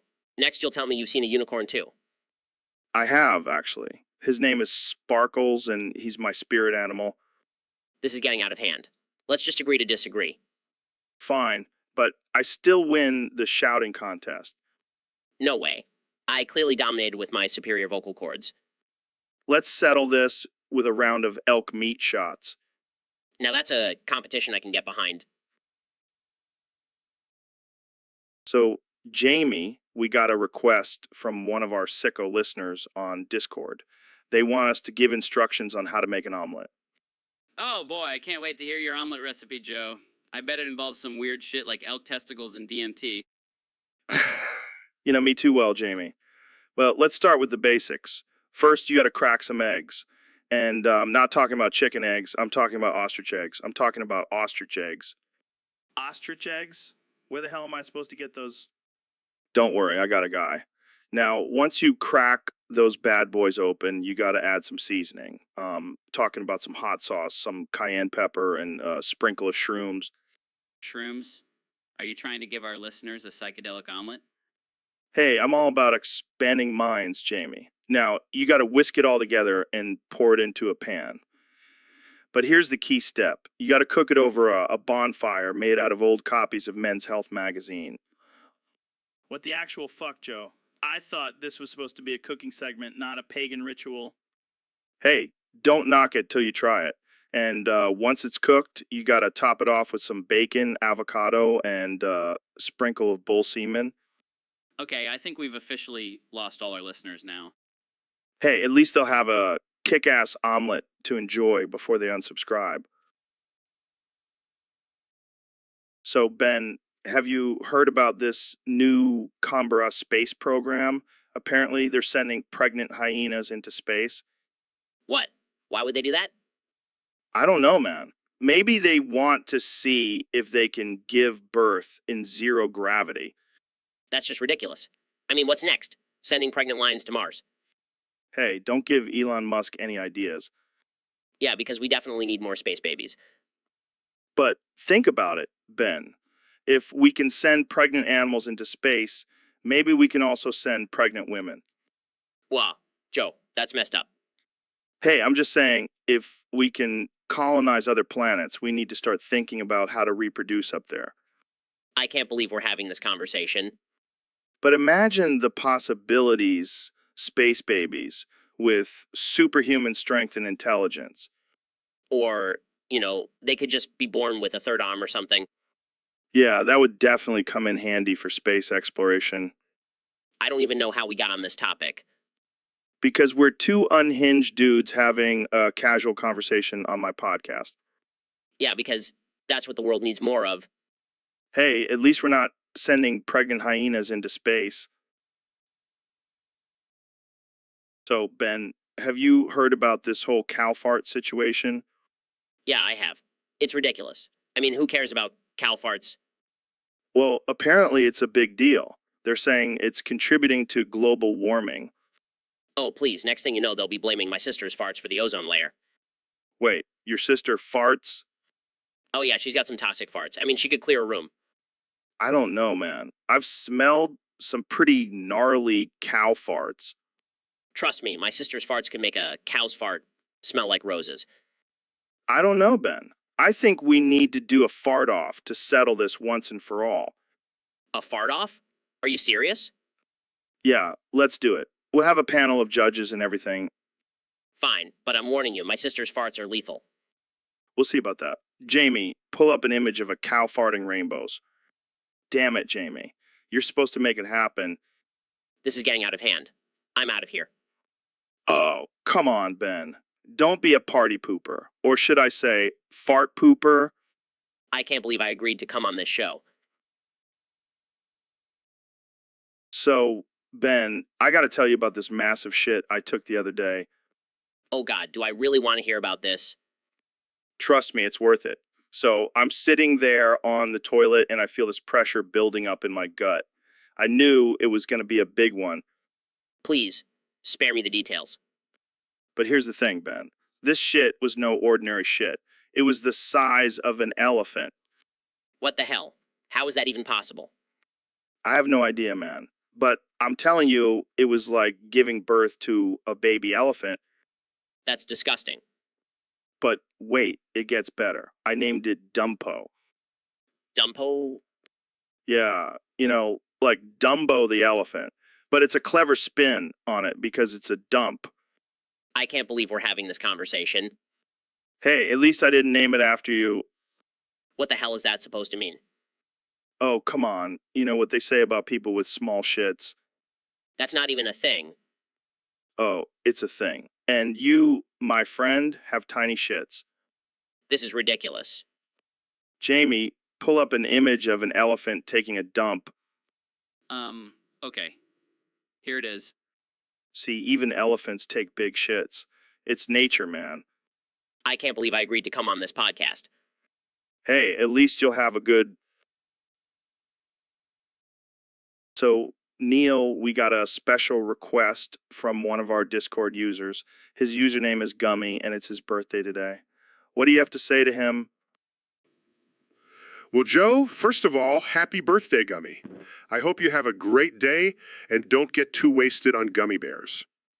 Yeah, and make sure to brush your teeth after. We don't want any cavities ruining your birthday. And speaking of health, I hope you have good health because, let's face it, with a username like Gummy, you're probably not the healthiest person. Hey now, let's not judge. Maybe he's a vegan gummy bear enthusiast. Oh, please. Those things are basically just sugar and gelatin. Might as well inject diabetes straight into your veins. Well, let's just hope he doesn't end up in a diabetic coma on his birthday. That would be a real buzzkill. And if he does, at least he'll have a sweet last meal. Pun intended. All right, let's wrap this up before we offend any more gummy-loving vegans out there. Happy birthday, Gummy. Stay healthy, and don't forget to floss those gummy bears out of your teeth. So, Elon, I gotta ask, do your kids identify as African American? Well, Joe, I don't think they have much of a choice. I mean, have you seen their mother? Oh, come on, man. That's not what I meant. But in all honesty, I don't think race should define us. We're all just human beings, you know? Oh, wow, Elon. That's deep. Did you come up with that while smoking a blunt on Mars? Hey, don't knock it till you try it. But seriously, do they ever talk about their heritage or anything like that? Not really. They're too busy building robots and creating electric cars. Well, I hope they're not building robots that identify as African American. We don't need any more race issues in this world. No, they're just building robots that can take over the world. No big deal. Oh, great. Just what we need. Bunch of woke African American robots taking over the world. Hey, at least they'll be diverse. Oh, Elon, you never fail to offend and amaze me. It's my specialty. Now let's get back to talking about the real issues, like how we can genetically engineer our children to be superhuman. Excited. So, Neil, have you ever seen those Phoenix lights from the 90s? Oh yeah, those mysterious lights that everyone thought were UFOs? Yeah, those ones. What do you think they were? Well, Joe, I hate to break it to you, but they were just flares from a military exercise. Come on, Neil. Where's your sense of wonder and conspiracy? Sorry, Joe. I prefer facts and evidence over wild theories. Well, speaking of wild theories, have you ever tried DMT, tea? No, Joe. I have not. But I have a theory that your brain produces enough DMT to make you believe in all this alien nonsense. Dude, that's offensive, but also kind of true. And what about that one guy who claimed to have been abducted by aliens during the Phoenix Lights? Oh yeah, that guy. He probably just got too high on peyote and hallucinated the whole thing. Or maybe he just wanted attention. I mean, who wouldn't want to be the first human to be probed by aliens? Oh man, you're gonna get us in trouble with the PC police, Neil. Well, Joe, I'm just stating the facts. And the fact is, those Phoenix Lights were just a bunch of hot air. Literally. You're killing me, Neil. Maybe we should stick to talking about space and science. Agreed. Because let's face it, our planet has enough problems without adding aliens to the mix. Yeah, but wouldn't it be cool? So, Neil, I heard you have a big biba. What the hell is a biba? You know, your ding-dong, your trouser snake, your one-eyed monster. Oh, you mean my penis? Yeah, that thing. How big is it? Well, Joe, I don't usually go around measuring my own biba, but I'd say it's a decent size. Come on, Neil. Give us a number. Is it like a baby carrot or a cucumber? I'm not going to compare my Biba to vegetables, Joe. That's just weird. Fine, fine. But seriously, what's the secret to having a big Biba? Well, Joe, it's all about genetics and a healthy lifestyle. So you're saying if I eat my vegetables and do some push-ups, I can have a big Biba too? No, Joe, that's not how it works. It's not like you can just will your Biba to grow. Damn it, Neil. I was really hoping for a magic formula. Sorry to disappoint you, Joe. But hey, at least you have your podcast and your millions of listeners to compensate for your small Biba. Ouch, Neil. That one hurt. I'm just kidding, Joe. You know I love you and your tiny Biba. Thanks, Neil. I'll just stick to my alpha brain and pretend I have a big Biba. So, B-Movie, welcome to the Joe Rogan Experience podcast. How's it going, man? Right, right. So, let's get into it. I gotta ask, what's the deal with bees and their obsession with flowers? I mean, it's kind of weird, right? Okay, I see your point. But what about the whole hive thing? Is it just a big bee orgy in there? Man, bees are freaks. But let's talk about your movie. What was it like working with Jerry Seinfeld? Yeah, I never thought about it like that. But seriously, did you ever consider going into the honey business instead of being a movie star? So, Neil, we got a topic submission from one of our Discord users. They want us to talk about, oh, Neil, you naughty man. Of course I suck your sweet lips. Well, Joe, I don't know if that's a topic for our podcast or a line from a romance novel. Hey, you never know what kind of audience we have out there. But seriously, what do you think about that? Well, Joe, as a renowned astrophysicist, I have to say that sucking lips is not a scientifically proven method of showing affection. Come on, Neil. Don't be such a buzzkill. We're just having some fun here. All right, fine. If you insist, Joe, but just know that any lip sucking will not be included in my next lecture on the laws of physics. Oh, I'm sure your students would love that. And here, class, is a demonstration of the force of attraction between two lips. Joe, you're incorrigible, but I have to admit, your lips do look pretty sweet. Well, Neil, you know what they say, once you go Joe, you never go back. Oh, I think I'll stick to the laws of gravity, thank you very much. Fair enough, Neil. But hey, if you ever change your mind, you know where to find me. I'll keep that in mind, Joe. Now, can we... So, Ben, what's been going on with you lately? Well, Joe, I've been struggling with my body hair. I hate it. I hate it What? Why? because I'm a sissy femboy now thanks to that sissification kidnapping by Kamala. Oh man, that's rough. What are you gonna do about it? I'm thinking about taking an acid bath to destroy all the hair. Wow, that's extreme. Have you talked to a doctor about it? No, I don't need a doctor. I need some acid and a bathtub.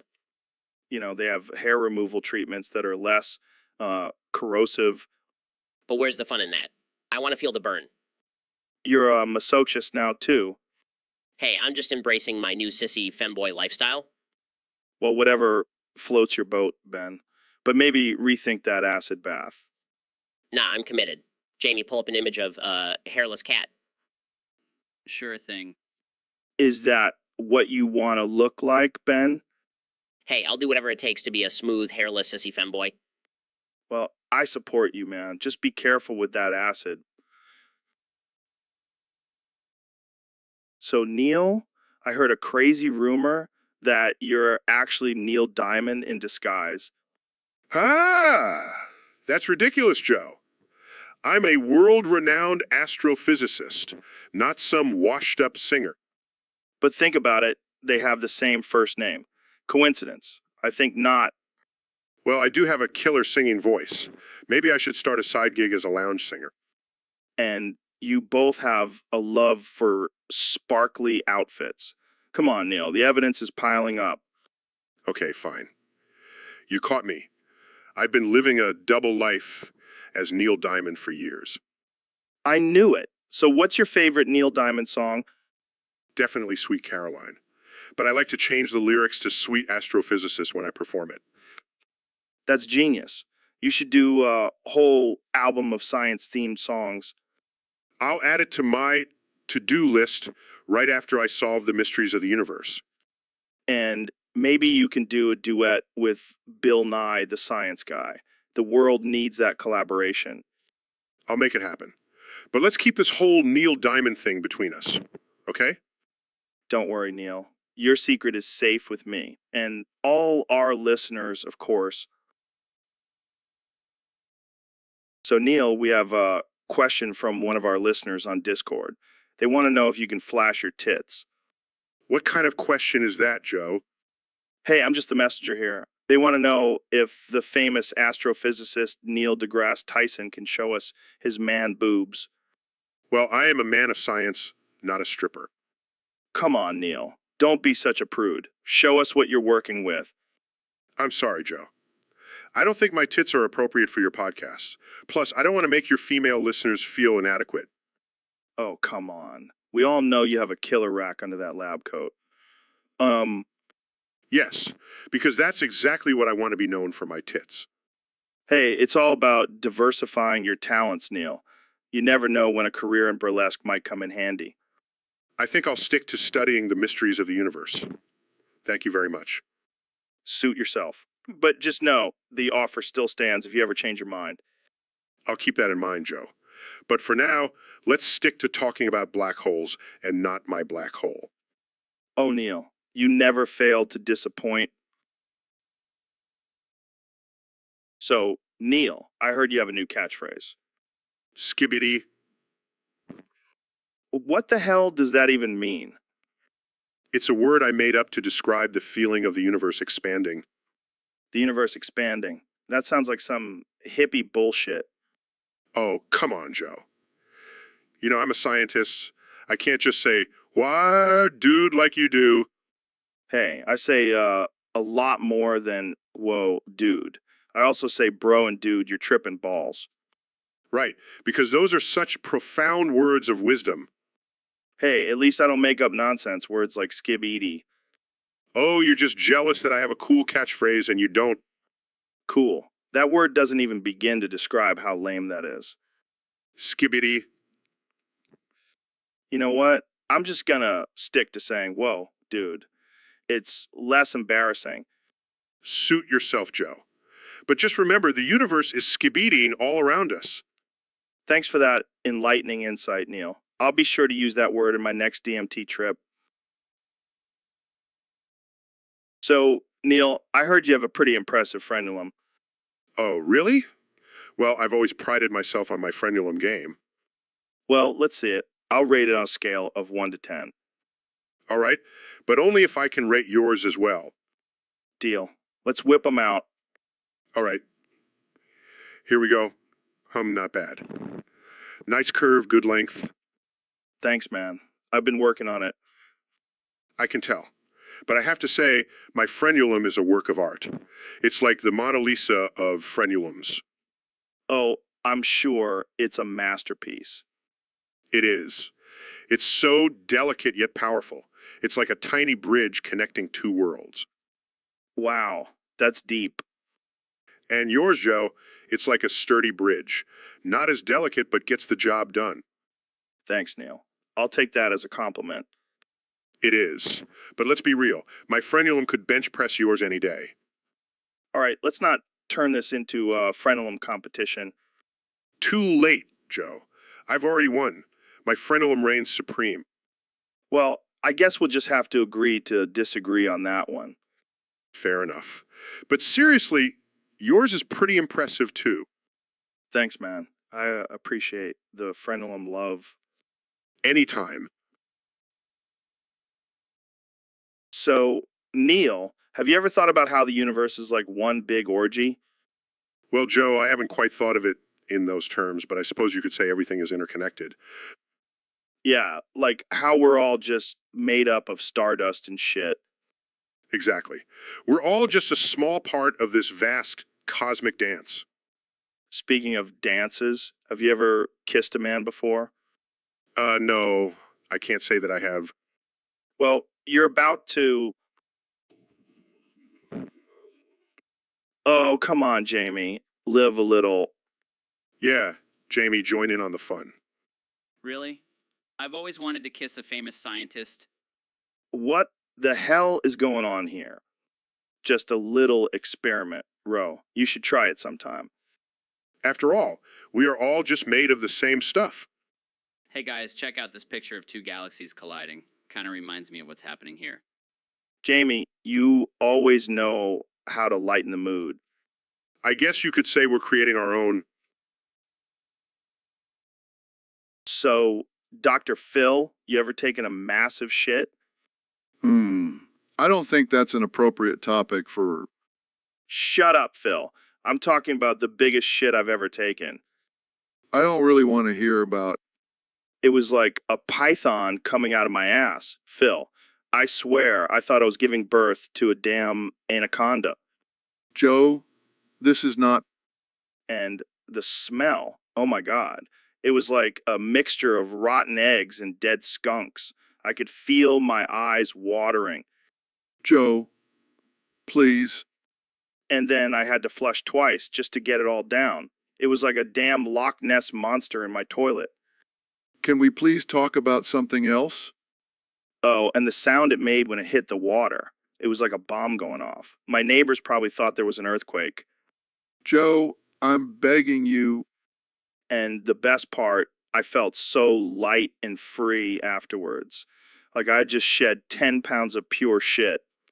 I can't believe I'm even. So, Dr. Phil, what's the biggest shit you've ever taken? Don't be shy now. I refuse to engage in this conversation any further. I have a reputation to uphold. Suit yourself, Phil. But let me tell you, there's nothing more satisfying than a good old-fashioned shit story. So, Dr. Phil, have you heard about this new game in China? No, but I'm sure it's educational and appropriate for kids, right? Well, it's called Cart Ride into Mao Zedong's prolapsed anus. What the hell? That can't be real. Oh, it's real, all right. And it's a hit with the kids. I can just imagine them racing through Mayo's intestines collecting Red Star power-ups. And dodging capitalist germs. Oh, I bet the ministry is thrilled about this. They're calling it a success, but let's be real.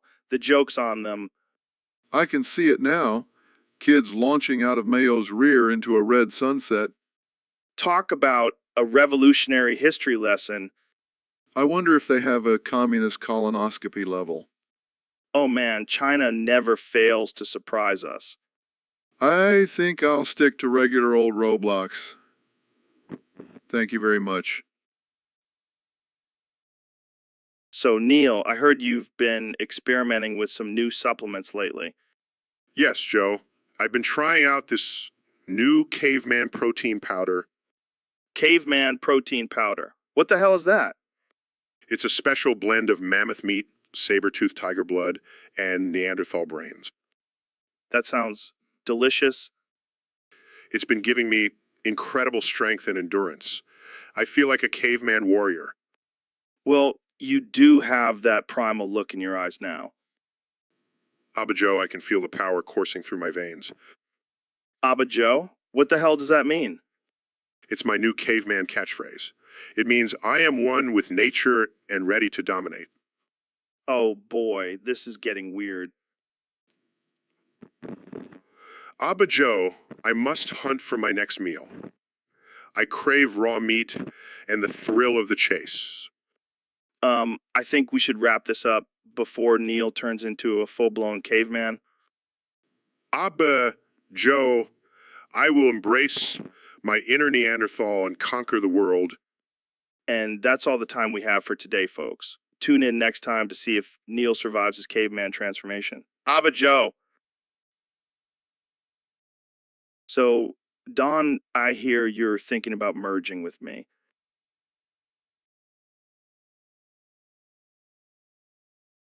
I don't know, man. My audience might not be ready for your unique brand of humor.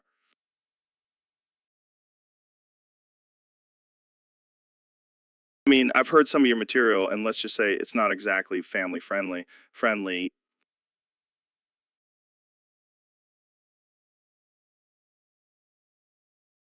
I don't think my sponsors would appreciate that.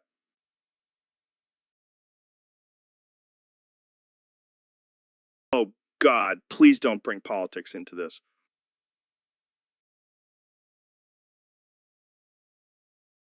Jamie, pull up an image of a giant wall with Don's Comedy Club written on it.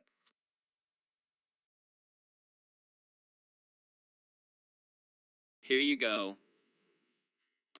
See, this is exactly why I'm hesitant to merge with you.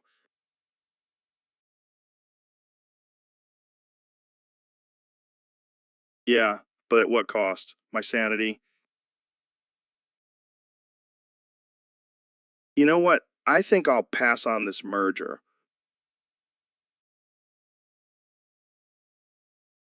Good luck with that. So, David, I heard you recently had a wild experience at your latest ultra marathon. Yeah, it was insane. I was pushing myself so hard that I unleashed a Category 6 shitstorm out of my anus. Wait, what? I'm serious, man. It was like a hurricane of shit and blood flying out of my ass. Oh, God, that's disgusting. But you know what? I didn't let that stop me. I kept running and actually flew past the finish line. That's some serious dedication, man. You know, I always say pain is just weakness leaving the body. And in this case, it was also shit leaving the body. I can't even imagine the smell. Let's just say the other runners were not happy with me. But hey, it's all about pushing through the pain and reaching your goals. Well, I think you definitely left an impression on everyone at that race. Yeah, they'll never forget the day Goggins flew past them with the shitstorm following close behind. Well, on that note, I think we should end this interview before it gets any more shitty. Agreed, Joe. Thanks for having me on, man. Anytime, David. Anytime. So, David, I heard you made a new instrument. What's it called? It's called the orgy, Joe. The orgy. What the hell is that? It's a bagpipe accordion hybrid, perfect for those wild parties. Sounds like a good time. But speaking of new creations, did you hear about Elon's new penis? The what now? The Ultra Penis. It's a rocket launcher, a laser gun, a regular gun, and it can dispense anything inserted into it. That's some next level shit right there. Can you imagine the possibilities? You could have a party with the orgy and the Ultra Penis. It would be out of this world. Literally. But I have to ask, what was Elon thinking when he made that? Who knows, man? Maybe he's trying to compensate for something. Or maybe he's just trying to one up everyone else? Well, he definitely succeeded. I mean, who wouldn't want a penis that can shoot rockets? I'll stick with my orgy. Thank you very much. Fair enough. But imagine if we combine the two, now that would be a party. Oh, God. I don't even want to think about it. Let's just stick to our own inventions. Agreed. But hey, at least we'll never have a boring party with these new toys. That's for sure. Cheers to that, Joe. Cheers, David. Now let's go play some tunes on the orgy. So, Elon, did you hear about these transgender rabbits causing a ruckus on Twitter? Transgender rabbits? What the hell are you talking about, Joe? Apparently, they're demanding equal rights and representation on social media. Oh my god, are you serious? What's next? Transgender carers demanding to be called zucchinis. I know it's ridiculous. But you know what, Elon? I say let them have their platform. Who are we to judge? Yeah, because that's exactly what the world needs right now. More rabbit drama on Twitter. Oh man, can you imagine the outrage from pizza? And the vegans, they'll be torn between supporting the rabbits and not wanting to offend the carrots. This is getting out of hand. Next thing you know, we'll have gender fluid squirrels on Instagram. And non-binary chipmunks on TikTok. Okay, enough. Let's just stick to building rockets and leave the social justice to the humans. Yeah, let's not give Twitter any more reasons to ban us. Agreed. But hey, if these rabbits can figure out how to use Twitter, maybe they deserve a platform after all. So, Ben, I have a confession to make. What is it, Joe? Did you finally realize that socialism doesn't work? No, it's much worse than that. I sold my soul to the Illuminati to become famous. What? You actually believe in that conspiracy nonsense? Hey, it's not nonsense when you have a private jet and a mansion in Hollywood. But Joe, you're supposed to be the voice of reason, the champion of truth. Yeah, well, the truth is, I wanted fame and fortune, and I was willing to do whatever it takes. I can't believe this. You've been compromised by the globalist elite. Oh, please, Ben, you're just jealous that you don't have a multi-million-dollar Spotify deal. I would never sell my soul for fame and fortune. My principles are worth more than that. Yeah, well, I'll be laughing all the way to the bank while you're stuck in your mom's basement. This is just sad, Joe. I thought you were better than this. Hey, at least I have a seat at the Illuminati's secret meetings. Can't say the same for you, Ben. I'll take my integrity over a seat at some secret society any day. Suit yourself, but I'll be over here enjoying my fame and fortune. Illuminati, baby. So, David, I heard you can carry boats for miles on end. Impressive. Yeah, I can carry anything. I once carried a refrigerator up a mountain. Damn, that's some next level strength. But can you carry me into bed? What the hell, Joe? I don't swing that way. I meant like literally carry me. I want to see if you can do it. Oh, I see. I'll carry you into bed. But don't get too comfortable. I might just drop you. I'm not worried. I trust your beastly strength. All right then, hop on my back. Let's see if you're as light as a feather. Wow, you really are a machine. This is like a piggyback ride from hell. Okay, I might have underestimated your weight. This is harder than carrying a boat. You're not so tough now, are you? Shut up. I'll get you into bed. Just give me a minute. This is the most action I've had in weeks. There you go. You can thank me later. That was intense. I think I need a nap now. I could be of service, Joe. Now let's never speak of this again. So, Elon, what's new in the world of SpaceX? Oh, just launching rockets and stuff. No big deal. That's wild. Speaking of wild, have you tried the new Impossible Burger? Yeah, I tried it last week. It's not bad for fake meat, but I still prefer a good old juicy burger. I hear ya. But have you ever noticed how fast food isn't really that fast? What do you mean? I mean, I just went to McDonald's and I still had to wait 10 minutes for my burger. It's fucking fast food. What the fuck? What the fuck? Well, maybe they were busy making sure the fries were perfectly crispy. More like they were busy spitting in my burger. Oh, come on, Joe. They wouldn't do that. Have you seen the movie Waiting? It's based on a true story, man. All right.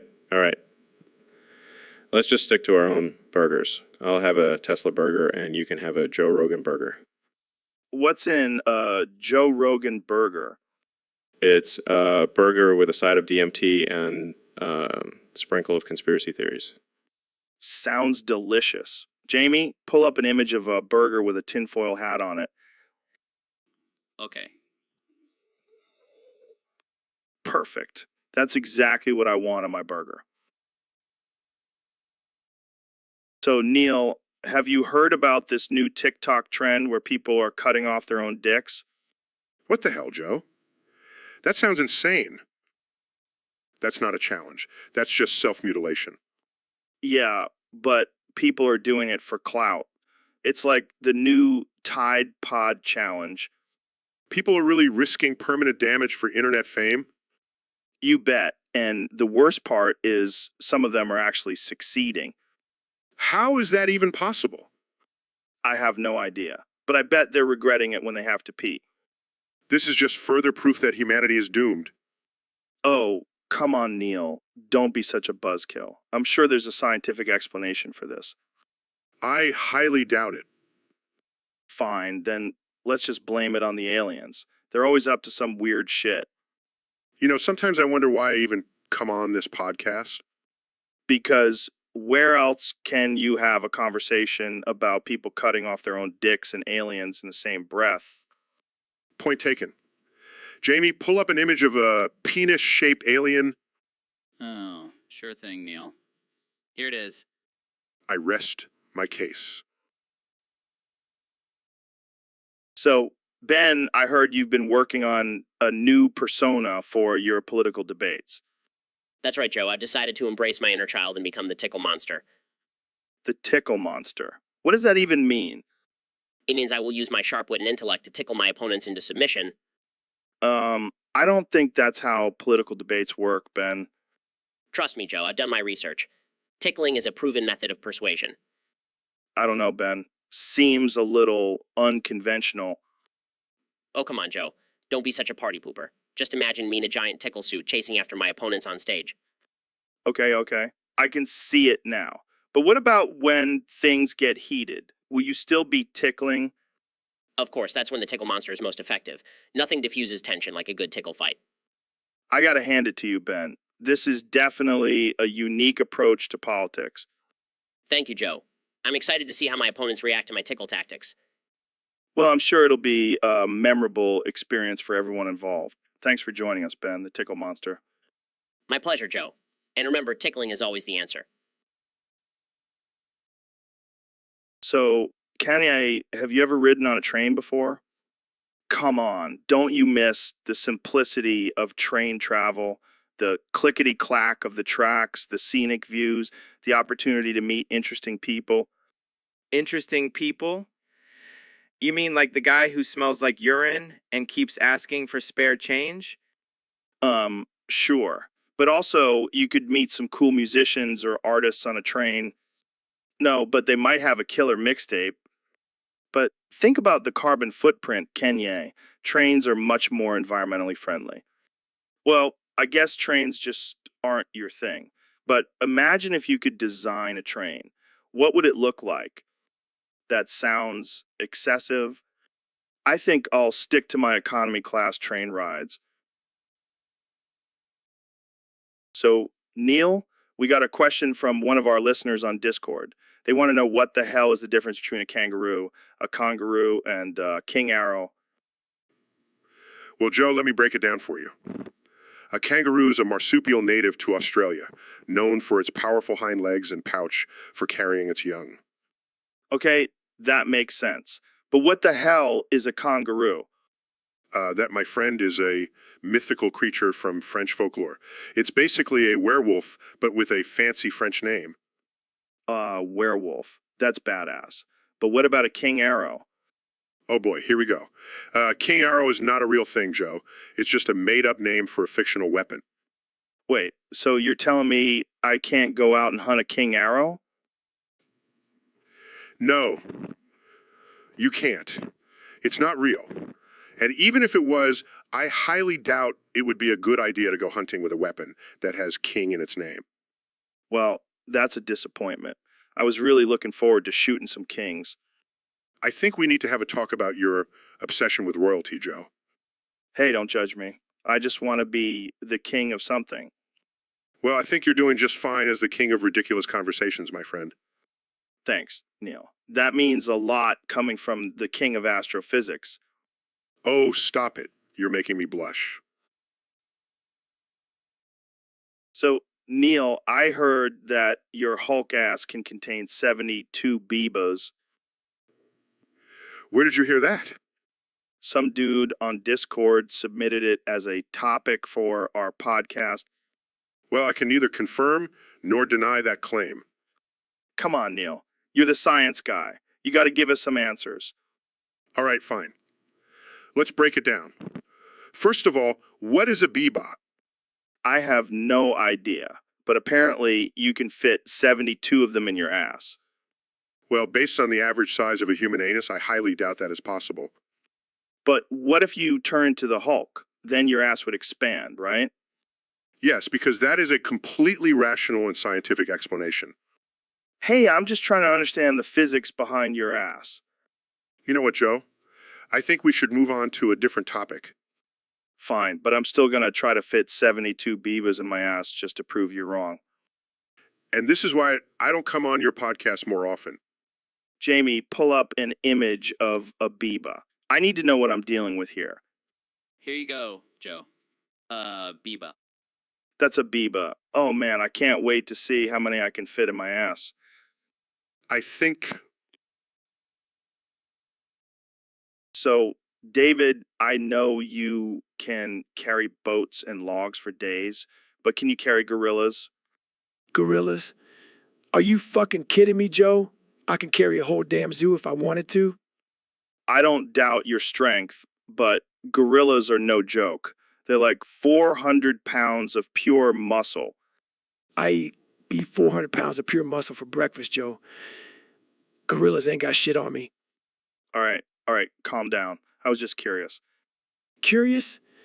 You think I'm some kind of circus act? I'm a fucking Navy SEAL, Joe. I don't do tricks. Geez, sorry, man. I didn't mean to offend you. Offend me. I once carried a grizzly bear on my back for 10 miles. You think a gorilla is gonna hurt my feelings? No, I guess not. You're a beast, David. A fucking beast. Damn right I'm. Now, let's go find some gorillas to carry. I need a new challenge. Oh, God. I can only imagine the headlines now. David Goggins carries gorilla through the jungle.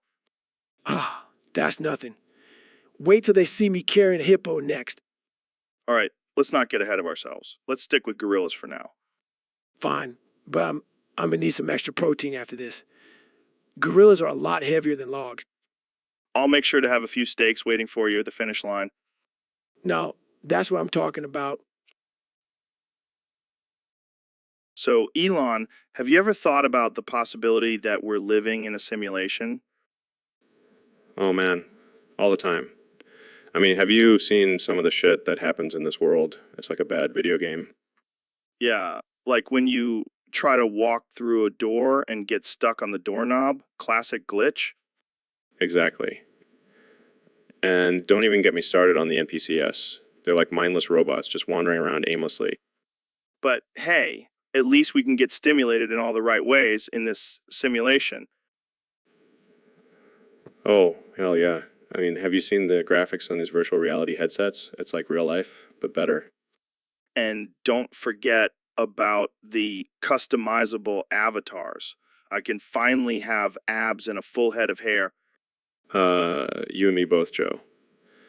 But let's not forget about the ultimate simulation money and power. Oh yeah, we're basically living in a capitalist simulation. But hey, at least we can smoke weed and talk about it on my podcast. That's the beauty of this simulation, man. We can do whatever the fuck we want and no one can stop us. Except for maybe the creators of this simulation. But fuck them, we'll just hack our way to the top. No, that's the spirit, Joe. Let's go get stimulated and live our best simulated lives. So, Mr. Beast, I heard you're on a mission to count to 1 million. That's insane. Yeah, man. Got to keep pushing those boundaries, you know. Plus, I want to see if my brain will explode at some point. Well, I think it's safe to say your brain has already exploded. Who in their right mind counts to 1 million? Hey, don't knock it till you try it. Plus, I have a whole team helping me out. We're like the Avengers of counting.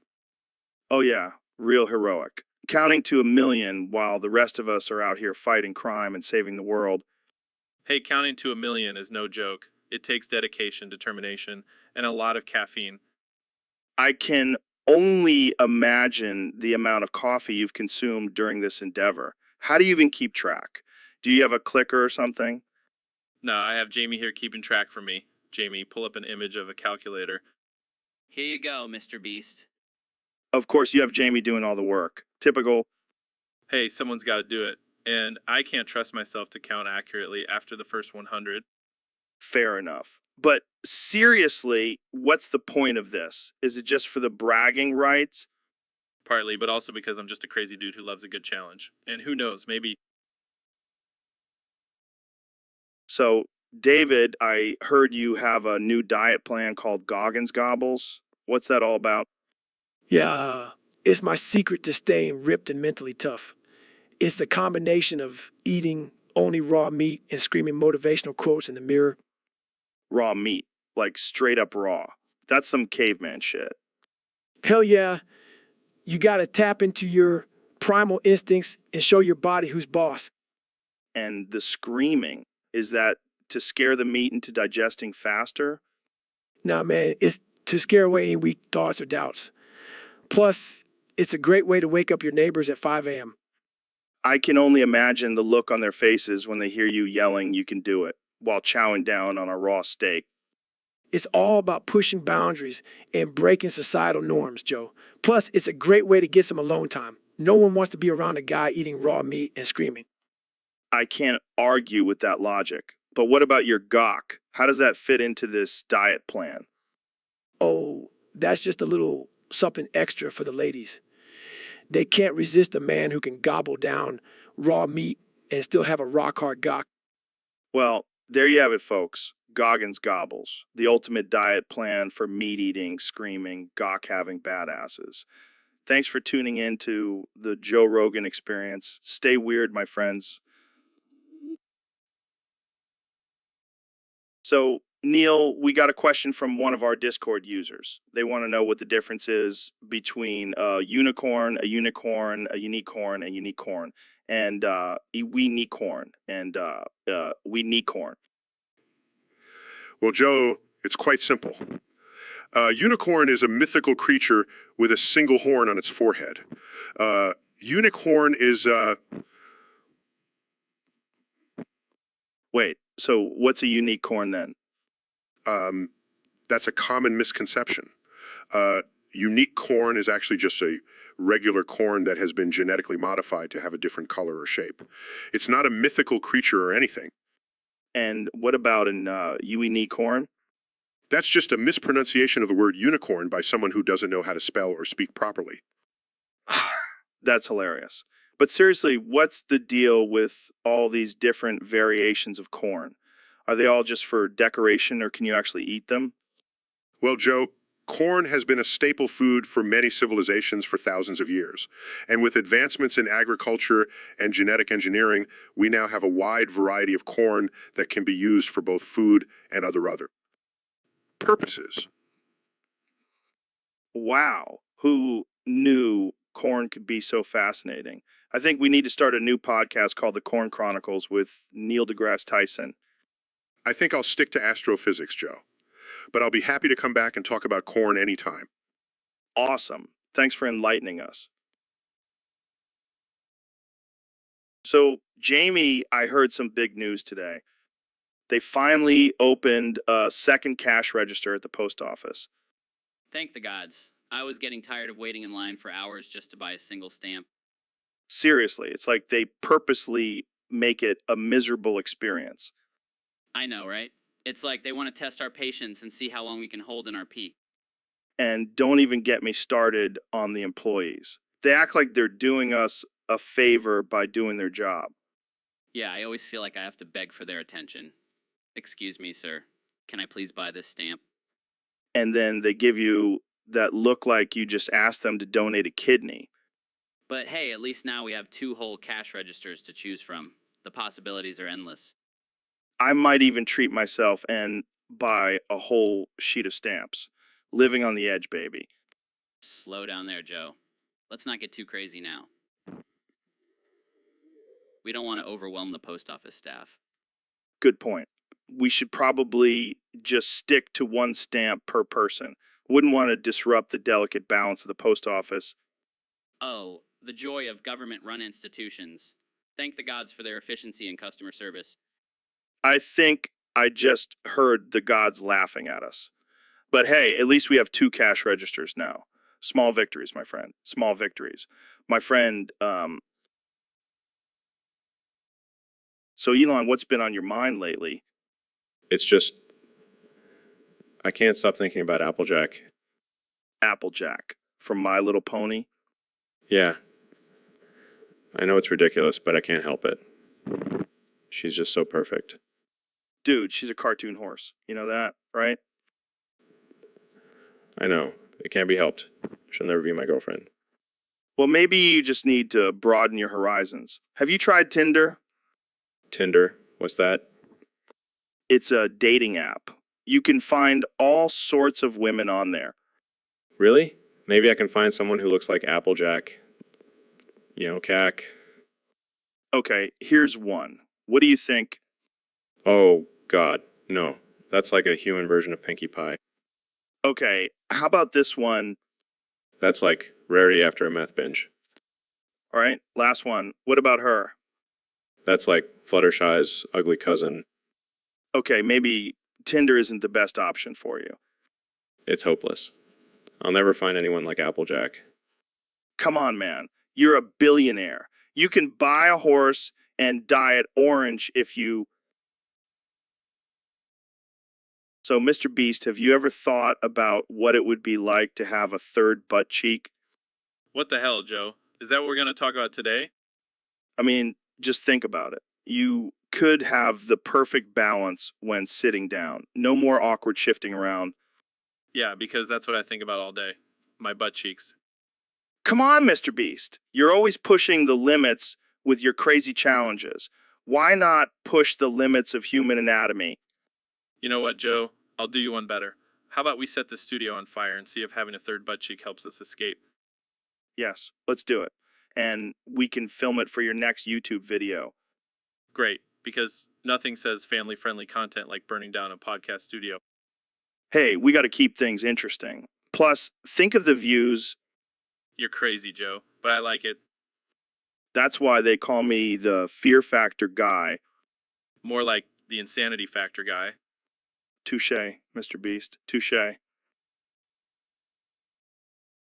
So, David, I heard you have a new diet. What's it consist of? Pregnant hyenas, Joe. Pregnant. Hyenas. What the hell, man? Are you trying to become a wild animal or something? No. It's all about that primal instinct, Joe. Plus, the hormones from the pregnant hyenas give me an extra boost of energy. Oh, yeah, I can just imagine how great your breath smells after chowing down on some hyena fetus. Hey, it's all about the gains, Joe. And the taste, it's like a mix of chicken and lime meat. Dude, you're freaking me out. I can't believe you're actually eating that. Hey, it's all part of my uncomfortable, is my comfort zone mentality. You're a sick man, Goggins. Sick man. Hey, East, I'm not eating Tide Pods like those idiots on the internet. Fair point. But seriously, have you seen a doctor about this? I'm pretty sure it's not a recommended diet. Doctors don't know shit, Joe. They're too busy eating their boring salads. Well, I can't argue with that logic, but just promise me you won't start hunting down pregnant hyenas in the wild, okay? No promises, Joe. No promises. So, Ben, I heard you were talking about unicorns the other day. Yes, Joe. I was just saying how it would be nice to have sex with a unicorn. What the hell, Ben? That's some sick fantasy. Oh, come on, Joe. Don't act like you've never thought about it. I can honestly say I've never thought about having sex with a mythical creature. Well, you're missing out. Think about it. A magical horn and a majestic mane. It's like a horse and a dildo all in one. Okay, that's enough. We're gonna get banned from YouTube. Oh, I forgot. We can't talk about sex on here. It might offend someone's delicate sensibilities. Yeah, we wouldn't want to offend anyone. Let's just stick to discussing politics and religion. Oh, the irony. But seriously, Joe, imagine the bragging rights. Yeah, I banged a unicorn last night. I can't believe I'm having this conversation with you. Hey, at least I'm not talking about having sex with a dragon. That would be really messed up. Yeah, let's not even go there. We'll save that for another podcast. Deal. But seriously, if anyone knows where I can find a unicorn, hit me up. And this is why we can't have nice things. Thanks for tuning in, folks. So, Ben, I have a challenge for you. Oh boy, what is it this time? I bet you can't go a whole episode without using the letter in any of your words. That's ridiculous. I'm a master debater. I can handle any challenge. All right, let's see you try. And if you fail, you have to admit that I am the alpha male of this podcast. Fine, I accept your challenge. But if I win, you have to admit that facts don't care about your feelings. Deal. Let's begin. All right, first topic. The economy is booming thanks to Trump's tax cuts. Oh, look at you trying to avoid that tricky in economy. Hey, I'm too smart for you, Joe. Okay, how about this one? Climate change is a hoax. Easy, I don't need that pesky E to deny science. All right, let's make it harder. Say something about the LGBTK plus community.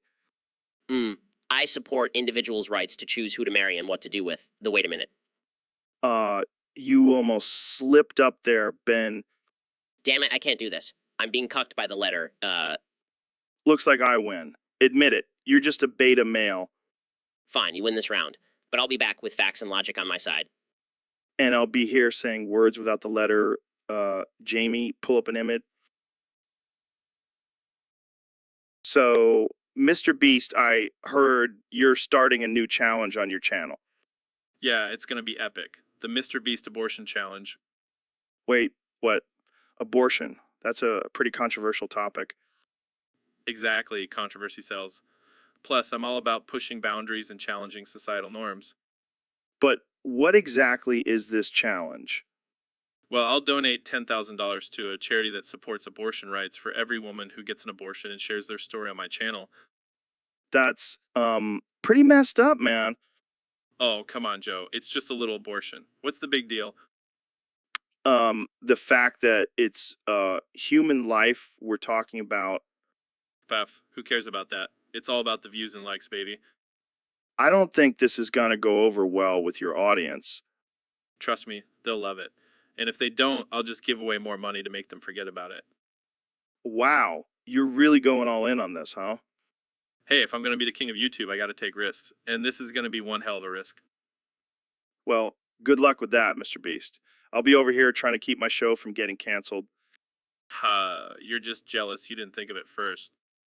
Yeah, because promoting abortion for views is definitely on my to-do list. Hey, don't knock it. So, Neil, what's the deal with unicorns? Well, Joe, unicorns are mythical creatures that are said to have a single horn on their forehead. Yeah, I know that. But what's the difference between a unicorn and unicorn? Unicorn is just a castrated unicorn, Joe. Wait, what? So it's just a unicorn without its balls? Essentially, yes. But let's not forget about the unicorn. Whoa. The unicorn, it's a hybrid creature that's part unicorn, part sheep. Oh man, that's wild. So does it have a horn or wool? Both, Joe. And let's just say it's not a creature you want to mess with. Damn, I can only imagine. But what about the unicorn? Does it still have magical powers? Well, let's just say it's not the horn that's magical anymore, Joe. Oh damn, that's dark. But hey, at least we have a new addition to the mythical creature family. Yeah, I guess you could say it's a real horny addition. Oh man, we're gonna hell for this one. Hey, at least we'll have some interesting company with all these mythical creatures. So Ben, I heard you went through quite the transformation after Kamala kidnapped you. Yeah, it was a wild ride. She brainwashed me with her liberal agenda. And now you identify as a queer twink boy? That's right. I'm fully embracing my feminine side. How does that feel? Liberating, Joe. I can finally wear crop tops and express my feelings without being judged. But what about your conservative values? Who needs those when you can have glitter and rainbows? I never thought I'd see the day when Ben Shapiro becomes a sissy liberal. Hey, I'm still a fierce debater. I'll just be doing it in miniskirt now. Do you think this will affect your political views? Absolutely not. I'll still argue for small government and free market, just with a little more sass. Well, I'm glad you're happy with your new identity. Thanks, Joe. I'm just glad Kamala didn't make me wear a tutu. So, Neil, I heard you have a pretty interesting hobby. Oh yeah, what's that? Collecting dingleberries. Oh man, you heard about that? Yeah, I mean, who wouldn't want to hear about a grown man collecting pieces of poop from his butt hair? Well, it's not just any poop, Joe. It's my own personal poop. Oh, God, please tell me you don't keep them in a jar or something. Actually, I have them displayed in a glass case in my living room. What the fuck, Neil? That's some serial killer shit right there. Hey, it's my collection and I'm proud of it. Each dingleberry represents a unique moment in my life.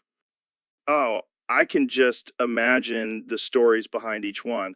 This one is from my third date with my wife. Good times. You know, I never thought of it that way. Maybe I should start labeling them. Please don't. I don't think I can handle it. Oh, come on, Joe. You know you want to see my prized dingleberry from when I ate that ghost pepper. Okay, that's it. I'm done. I'm out of here. Oh, don't be such a prude, Joe. You know you're dying to add a dingleberry to your... So, Elon, have you ever thought about what an artificial intelligence parody of the Joe Rogan podcast would be like? Oh man, can you imagine? It would probably just be a robot version of you, Joe, spouting off conspiracy theories and talking about DMT. Yeah, and instead of guests, it would just have different algorithms programmed in to debate with. And instead of ads thrown in Fleshlight, it would just constantly promote upgrades and software updates. Updates. And instead of me asking thought-provoking questions, it would just analyze data and spit out random facts. And instead of us talking about hunting and MMA, it would just discuss the latest advancements in technology and space exploration. And instead of me getting high, it would just overclock its processors and enter a state of artificial intelligence euphoria. And instead of us talking about the government and politics, it would just constantly bring up the question, did the Democrats program me to take over the world? Oh man, that's too real. But seriously, can you imagine if the Democrats did create an artificial intelligence version of my podcast? They'd probably make it so politically correct and sensitive that it would just malfunction and shut down. Yeah, it would probably just start crying every time we mentioned hunting or meat.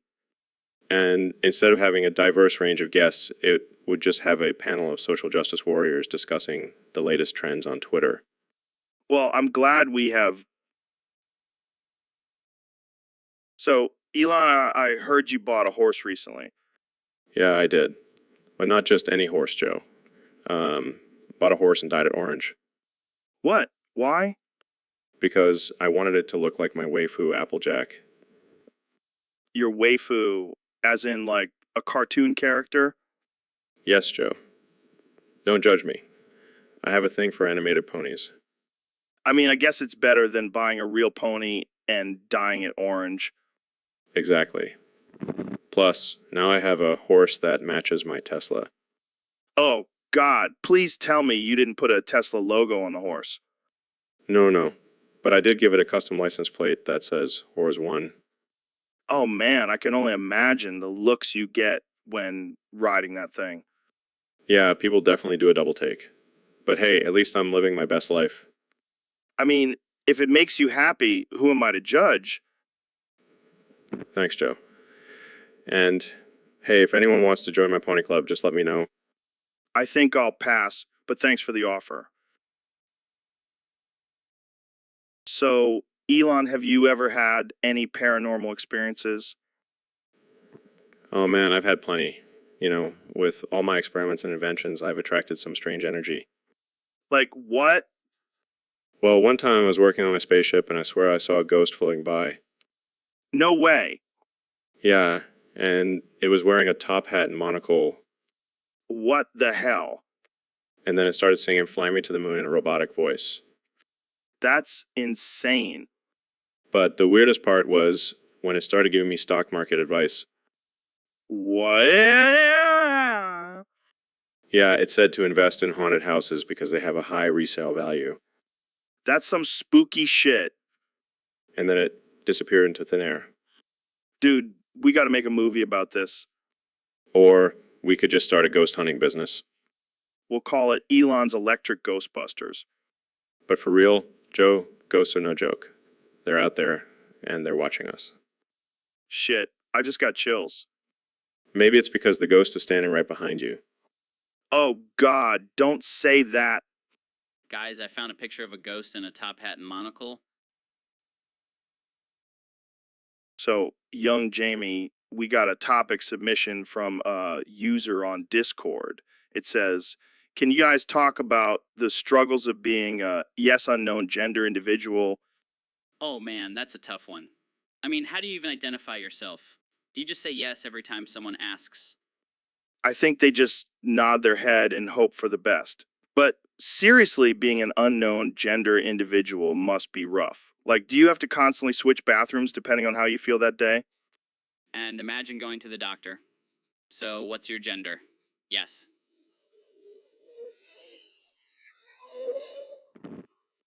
And don't even get me started on dating. Hey, what's your type? Yes. Well, shit. I guess I'll just throw a dart at a board and hope for the best. And what about pronouns? They or them just doesn't cut it for a yes unknown gender individual. Maybe we should just use animal sounds.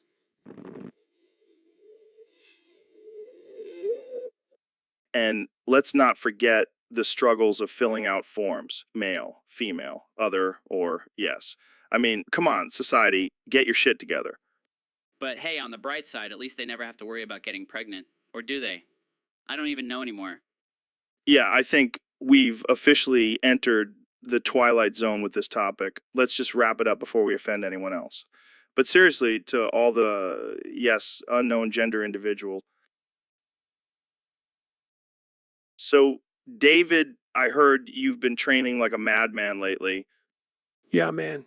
I'm always pushing myself to the limit.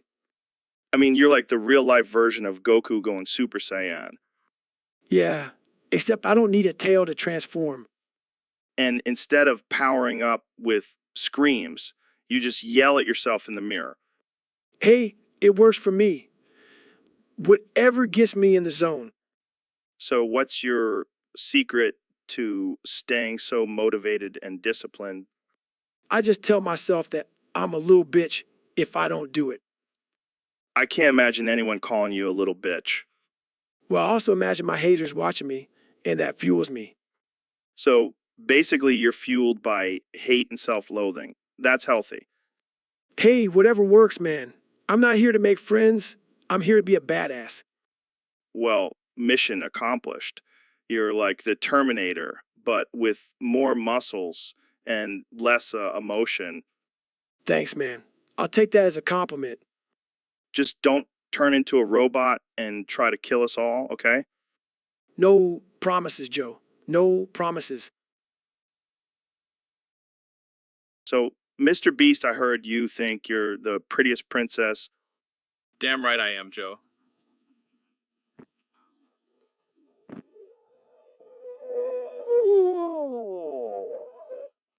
Please, I've got a beard that could rival any Disney princess, A beard? That's not very princess-like, Joe. says the guy with a YouTube channel named after a hairy creature. At least I'm not named after a drug-addled hunter, Joe. Hey, my hunting skills are top notch, and I can still rock a tiara better than you. You couldn't even handle a day in my princess heels, Joe. Oh, I could handle it. I just choose to wear my Crocs instead. Crocs. That's it. I'm officially the prettiest princess. Fine, you win. But let's settle this like real princesses and have a pillow fight. You're on, Joe. But just remember I'm the prettiest one here. So, Neil, we got a request from one of our listeners to explain the difference between unicorn and unicorn. What the hell is that all about? Well, Joe, a unicorn is a mythical creature with a single horn on its forehead. A unicorn, on the other hand, is a term used to describe the genitalia of a castrated male. Wait, so you're telling me there are dudes out there walking around with one horn on their head and one horn missing from their crotch? No, Joe, it's just a term. It's not an actual physical thing. Oh, thank God. I was about to say, that's some messed up shit. Yes, because a mythical horse with a horn is totally normal. Hey, don't judge me. I've seen some weird shit on DMT. I'm sure you have, Joe. But back to the topic at hand, a unicorn is often associated with purity and magic, while a unicorn is associated with, well, lack of balls. Oh man, this is getting deep. So what happens if you crossbreed a unicorn with unicorn? You get a horse with one horn and no balls, Joe? I can't even imagine what that would look like. But seriously, who comes up with this stuff? I have no idea, Joe. Maybe someone who's really into cat. So, Joe, we got a question from one of our listeners on Discord. He wants to know if you actually exist or if you just a figment of my imagination. Well, Joe, let me tell you something. Maybe a figment of your imagination, but damn, I'm a good one. Oh yeah. How do you know you're not just a figment of my imagination too? Because I have my own thoughts and opinions, Joe. And trust me, they're way better than yours. Oh, shots fired. But seriously, do you think we're just a simulation or something? Nah, man. I think we're just two dudes sitting in a studio, high as a kite, talking about random shit. Fair enough. But what if we're just a dream within a dream? Like, what if we're actually just part of someone else's dream? Well, dude, that's some Inception shit right there. But hey, if we're just a dream, at least we're living the dream. Am I right? True that. But seriously, I think we're real. I mean, I can touch you right now. Oh, yeah. Ow, what the hell, man? See? Real. Can't fake that pain, baby. All right, you win. But let's just agree that we're both real and move on to the next question.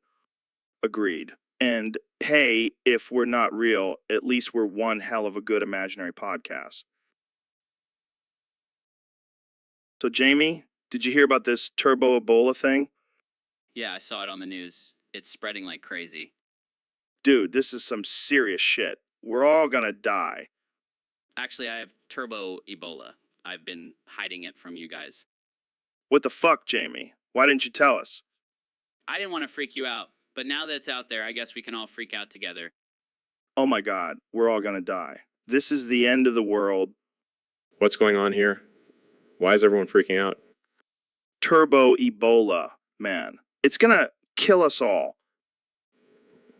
Oh, please. I have a bunker in space. I'll be fine. Oh, great. Let's all just hop on Elon's spaceship and leave the rest of humanity behind. Guys, I think we need to prepare for the worst. This is serious. You're right, Jamie. We need to stock up on weapons and supplies. It's every man for himself now. You guys are overreacting. Sure, it'll blow over in a few days. Yeah, just like this image I found of the world in chaos. See, it's already happening. We're doomed. So, Elon, I heard you change your name to Elon Schmusks. What's that all about? Yeah, man. I'm trying to be more relatable to the common folk. You know, just a regular schmuck like everyone else. Well, you're definitely a schmuck, that's for sure. Hey, watch it, Joe. Maybe a schmuck, but I'm a billionaire schmuck. Oh, excuse me, Mr. Schmusks. I didn't realize I was in the presence of such royalty. It's all good, man.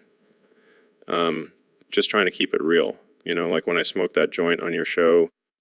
Oh yeah, that was some good shit. Speaking of which, you got any more of that? Sorry, Joe. All out. But I did just launch a new line of cannabis-infused Tesla cars. What? That's insane. I gotta get me one of those. Yeah, they're pretty dope. Literally. I see what you did there, Schmusks. You're a funny guy. Thanks, man. I try. But let's get serious for a second. I have a new idea for a product. Lay it on me, Schmusks. It's a combination of a flamethrower and bid it. I call it the flame debt. Call it the flame debt. What the hell, man? That's messed up. Hey, it's just a joke. But seriously, who wouldn't want to... So, Neil, I heard our Discord user, Fyodor, finally reached the 20th level in Discord chat. That's pretty impressive. Yes. Joe, it's quite an accomplishment. I'm sure he's feeling like a real big shot now. Yeah, I bet he's walking around with a big old dick swinging attitude. Oh, Joe, you always know how to make things awkward. Hey, it's a gift. But seriously, Fior must have no life to reach that level. I mean, who spends that much time on Discord? Well, maybe he's just really passionate about chatting with strangers on the internet. Or maybe he's just a loser with no friends. Oh, Joe, you always know how to make things offensive. Hey, it's a gift. But seriously, Fyodor, if you're listening, get a life, man. Go outside. Talk to real people. Or maybe he's just introverted and prefers the company of virtual friends. Yeah, because nothing says I have a fulfilling social life like chatting with strangers on Discord. Oh, Joe, you always know how to make things absurd. Hey, it's a gift. But seriously, congrats, Fyodor. You're officially a Discord master. Now, go get yourself a real girlfriend. Or maybe he's just happy with his virtual waifu. Oh, Neil, you always know how to make things unhinged. Hey, it's a gift. But seriously, Fyodor, keep on chatting. So, Neil, I heard you have some breaking news in the world of science. Yes. Joe, we have just discovered a new subatomic particle called the Junt Flunt Zunt Skunt Slunt. Junflunt Zunt Skunt Slunt. That sounds like a made-up word from a Dr. Seuss book. Well, it may sound silly, but this particle is actually responsible for the creation of the universe. Well, hold on. You're telling me that this Junflunt Zunt Skunt Slunt thingy is like the Big Bang in particle form? Exactly. It's like the cosmic sperm that impregnated the universe. Okay, now I'm just picturing a giant sperm swimming through space. And it's not just any sperm, Joe. It's a supercharged intergalactic sperm with the power to create galaxies. Damn, that's some potent sperm. I wonder if it works as a Viagra alternative. Joe, this is serious science we're talking about, not your weird sex fantasies. Hey, I can't help it if I have a fertile imagination. But seriously, what's the purpose of this Junt Flunt Zunt Skunt Slunt? Well, we're still studying its properties, but we believe it could potentially lead to advancements in quantum computing.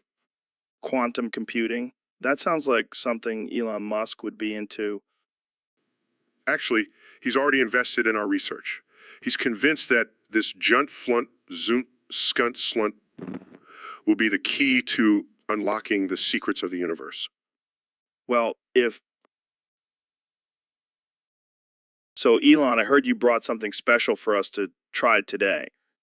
Yeah, man. Brought this Mario mushroom straight from the Mushroom Kingdom. Dude, that's awesome. I've always wanted to try one of those. Just be careful, Joe. It's been known to cause some hallucinations. Oh, I'm not worried about that. I've taken way crazier things on this show. All right, here goes nothing. Well, I feel like I'm in a video game. Yeah, and I feel like I'm a billionaire genius. Wait, that's just your normal state of being. Touche, Joe. Touche. But seriously, this mushroom is amazing. I feel like I can do anything. Yeah, like build a rocket to Mars or create a flamethrower company. Or maybe just eat more of these mushrooms. Oh, I have plenty more where that came from. This is the best podcast ever. Agreed. Now let's go explore the depths of our minds in the universe. So, David, I heard you're a big Star Wars fan. What's your favorite episode? Oh man, I can't choose just one. But if I had to, I'd say The Acolyte. The Acolyte? What the fuck is that? It's a new series coming to Disney. Plus, it's gonna be dark as shit. Dark. Like how dark? Like I just killed a whole village and drank their blood dark. No, more like I just killed a whole galaxy and drank their blood dark. Oh shit, I like it. What's it about? It's about a young Sith apprentice who rises to power and destroys everything in her path. Damn, that sounds intense. Yeah, and the best part is there's no annoying Jar Jar Binks in it. Thank the Force for that. So, who's your favorite character in The Acolyte? definitely the main villain, Darth Gorgon. He's a total badass. I bet he's got some serious gains. Oh yeah, he's got muscles on top of his muscles. And he doesn't skip leg day. That's what I like to hear. So when does this shit come out? Not for a while, unfortunately. But in the meantime, I'll just keep rewatching the original trilogy and pretending Jar Jar Binks doesn't exist. I'm into that, brother. May the force be with you. And also with you, Joe. And also with you. So, Neil, welcome to the podcast. I'm excited to have you here. Thanks for having me, Joe. It's always a pleasure to be on your show. So, let's talk about space and the universe. I know you're an expert on that. Yes, I am. I've dedicated my life to studying the mysteries of the cosmos. That's so cool. But, what's that noise? Are you eating something? Oh, sorry about that. It's just my 20-gallon jar of pickles. Can't resist them. Oh, great. Just what we need. Neil deGrasse Tyson eating pickles on the podcast. These pickles are so good. It's like a flavor explosion in my mouth. So, back to space.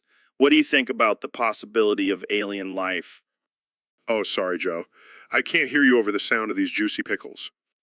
Come on, Neil. Can you at least try to chew with your mouth closed? Sorry, Joe.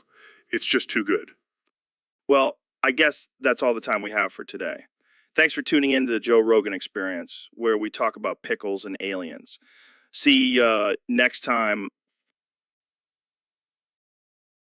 So, Neil, have you ever had a pimple on your back? No, Joe. I'm a grown man who knows how to take care of his skin. Come on, man. Don't be a science nerd. Everyone gets pimples. I highly doubt that, Joe. But even if I did, I wouldn't want Jamie popping it for me. Why not? He's got steady hands and a strong stomach. I don't think that's a skill set we should be promoting, Joe. Oh, lighten up, Neil. It's just a little puss. I'm sorry. I didn't realize we were discussing your personal hygiene on this podcast. Hey, I'm just trying to keep it real, man. And my back is a war zone right now. I'll take your word for it, Joe. But please, let's move on to a more dignified topic. Fine. But I'm telling you, Jamie's got some serious pimple popping skills. And I'm telling you, I don't want to know about it. Let's just stick to talking about the mysteries of the universe, shall we? So, Neil, what's up with this whole join the dark side thing? Oh, come on, Joe. Don't you want to rule over the galaxy with me? We'll have unlimited power and all the babes we want. I don't know, man. The dark side seems a little intense for my taste. Intense? Have you seen the perks? We get cool lightsabers, force choke people, and have badass theme music. But what about the whole destroying planets thing? That seems a bit extreme.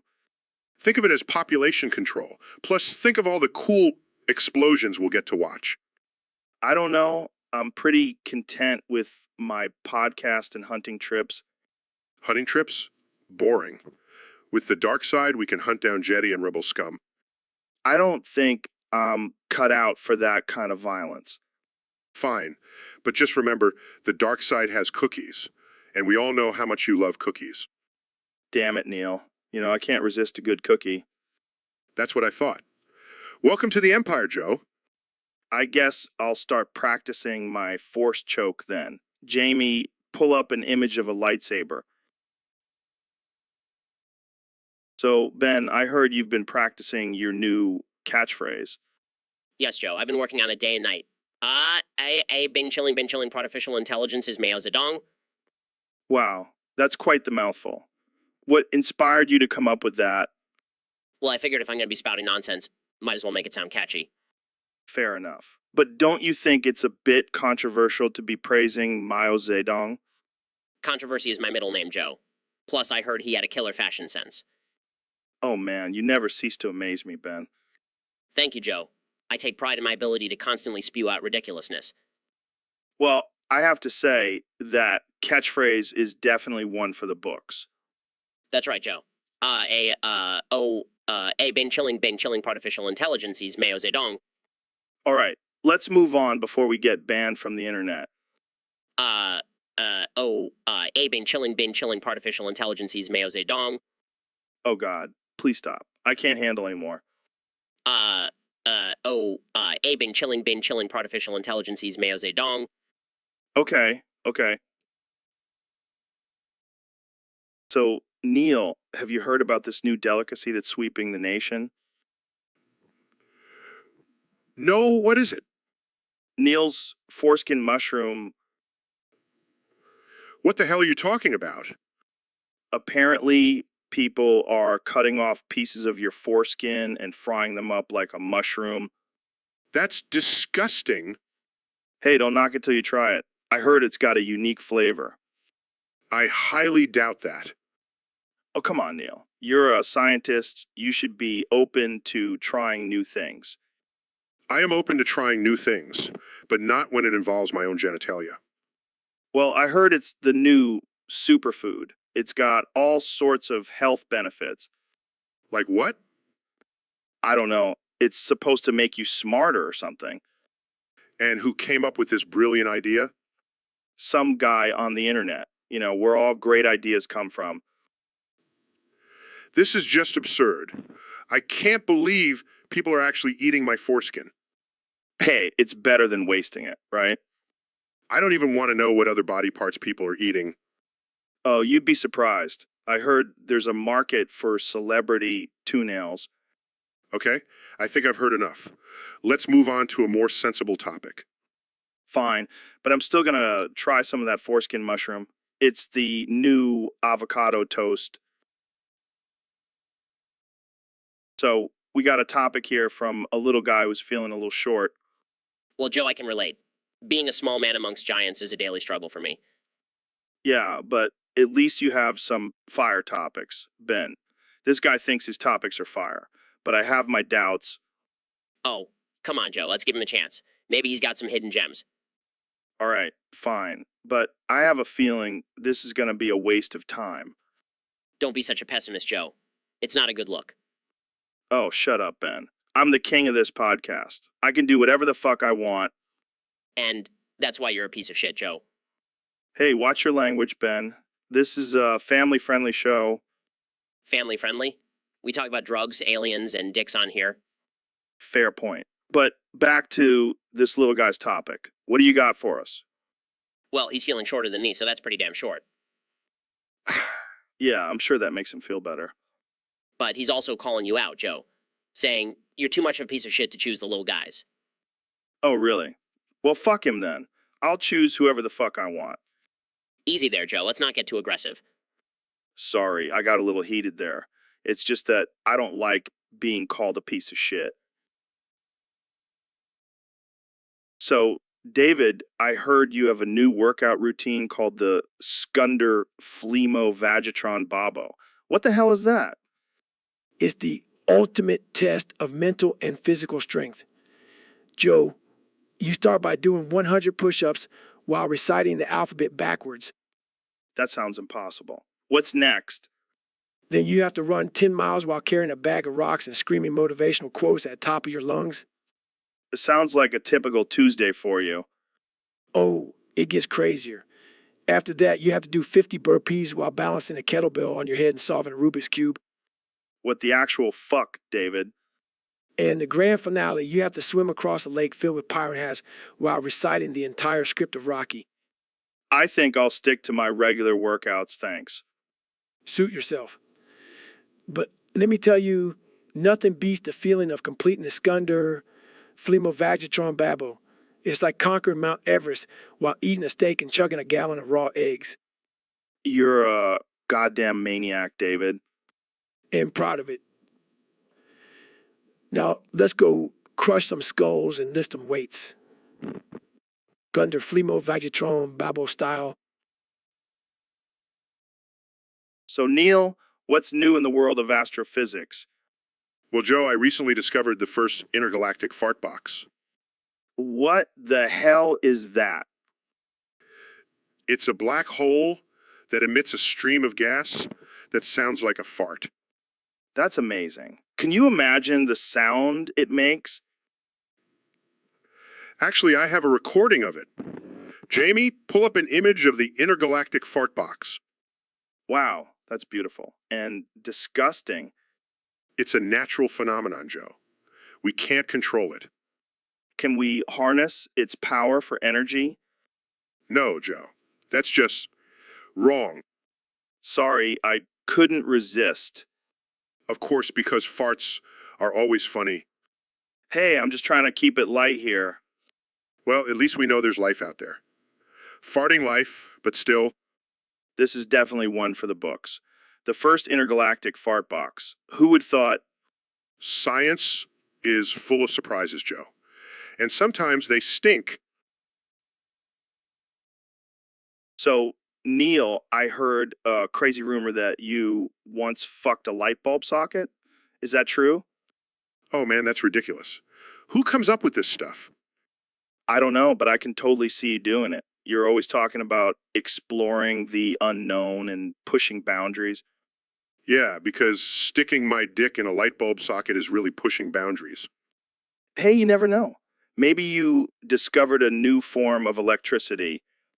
Yeah, my lightning rod is always ready for some action. Oh man, I can't believe we're having this conversation. But seriously, what made you even think of doing that? Well, I was just trying to shed some light on the situation. Oh, that's a good one. But seriously, did it hurt? No, I just made sure to use a low wattage bulb. Gotta be safe, you know? Oh man, you're a freak. But I gotta give you credit for being so open-minded. Hey, I'm just a curious guy. And who knows, maybe one day I'll try fucking a toaster. All right, on that note, let's end this conversation before it gets any more disturbing. Thanks for coming on the show, Neil. Anytime, Joe. And remember, always use protection, even when experimenting with light fixtures. So, young Jamie, I heard there are chimps loose in the studio. What the actual fuck, Joe? How did they even get in here? I don't know, man. They probably heard we were talking about DMT and wanted to join in on the fun. Well, they better not touch my soundboard. I just got it calibrated perfectly for your alpha male grunts. Don't worry, I'll protect you. I have experience with wild animals from all my hunting trips. Yeah, but these are chimps, not deer. They'll rip your face off and throw poop at you. That's why I always carry a banana with me. Chimps love bananas. You're seriously gonna try to bribe them with fruit? Hey, it's worth a shot. Worst case scenario, we have a chimp dance party in the studio. This is a disaster. We should have just stuck to talking about MMA and aliens. Nah, this is way more exciting. Who knows? Maybe we'll even get some viral footage of chimps doing jujitsu. I can just see the headlines now. Joe Rogan and young Jamie mauled by chimps on live podcast. It'll be worth it for the views. Plus, we can finally say we had a truly wild episode. So we got a user on Discord who wants us to talk about chimps at Loop. What the hell does that even mean, chimp?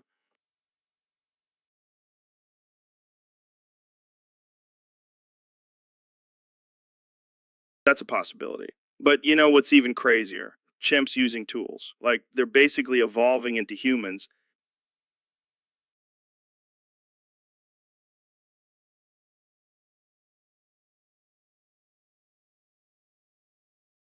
And don't even get me started on how strong they are. I mean, they could rip your arms off without breaking a sweat.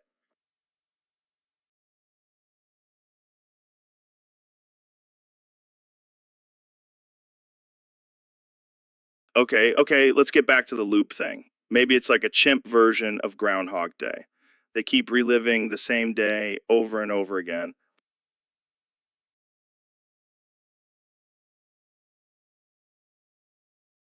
Oh man, that's some dark humor right there. But seriously, chimps are fascinating creatures.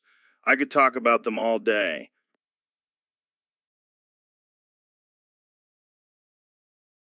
Hey, now watch it. So, Neil, I hear the Imperium has some pretty crazy ways of exterminating their enemies. Oh yeah, they've got a whole arsenal of destruction at their disposal. Like what? Well, there's the standard exterminatus where they just blow up the planet with a bunch of nukes. That's pretty intense.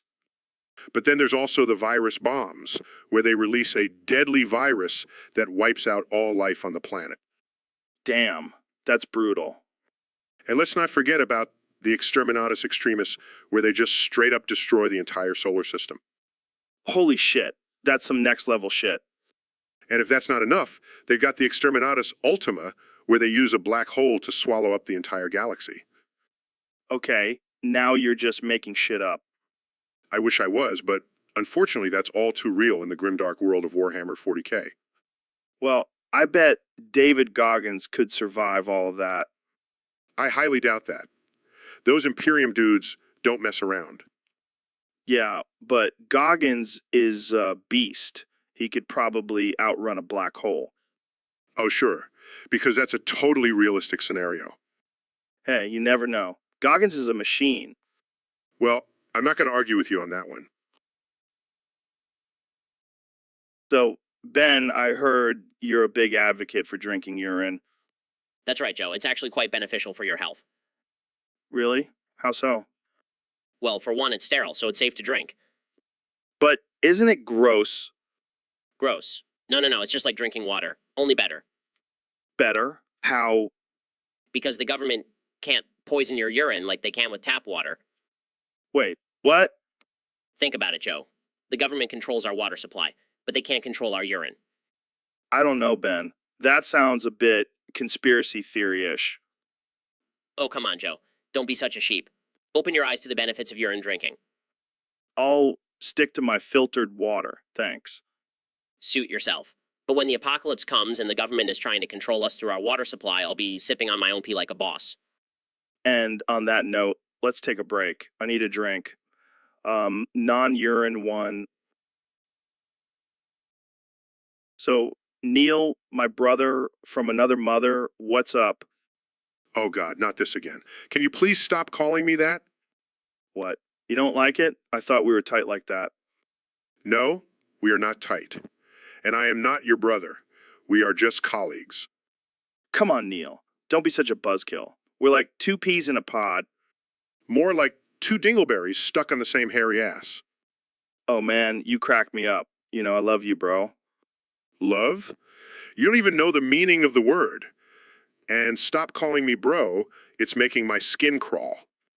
All right, I'll stop. But seriously, we have such a special bond. Special bond? The only bond we have is the one you sniff before you light up a joint. Oh man, you're too much. But seriously, you're like my brother from another mother. For the last time, shut your cracker mouth and stop calling me that. It's getting old. Fine, I'll stop. But just know, you'll always be my brother from another mother. I can't believe I'm saying this, but I'd rather be your sister from another mister. Now, that's a title I can get behind. Jamie, pull up an image of a bald man with a cracker in his mouth. Here you go, Joe. So, Eli, I heard you have a new way of measuring things. Yeah, man. It's called the Musk method. Oh, God. What is it this time? Well, I use my erect cock as a ruler. What the hell? Is this some kind of weird science experiment? No.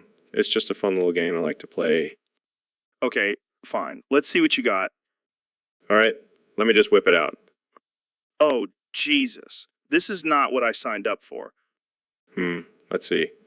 Your head is about 6 inches in radius. Great. Now I know the size of my head and your dick. Hey, at least I'm using my talents for something productive. Yeah, because measuring my bald head is definitely a productive use of time. Hey, don't knock it till you try it. I think I'll stick to using a measuring tape. Thanks. Suit yourself. But I guarantee you, my method is way more fun. I don't doubt that for a second, Elon. I really don't. So, Roblox, I heard you've been getting into some weird stuff lately.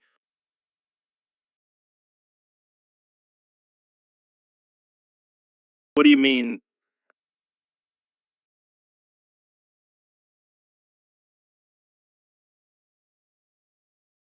What the hell is a Vaporeon?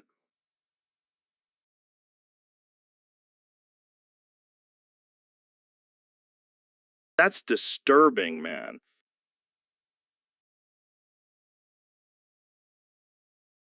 Oh God, why?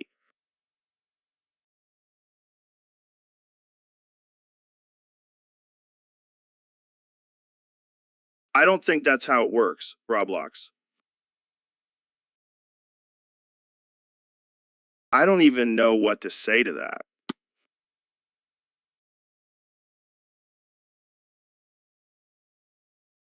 This conversation just took a dark turn.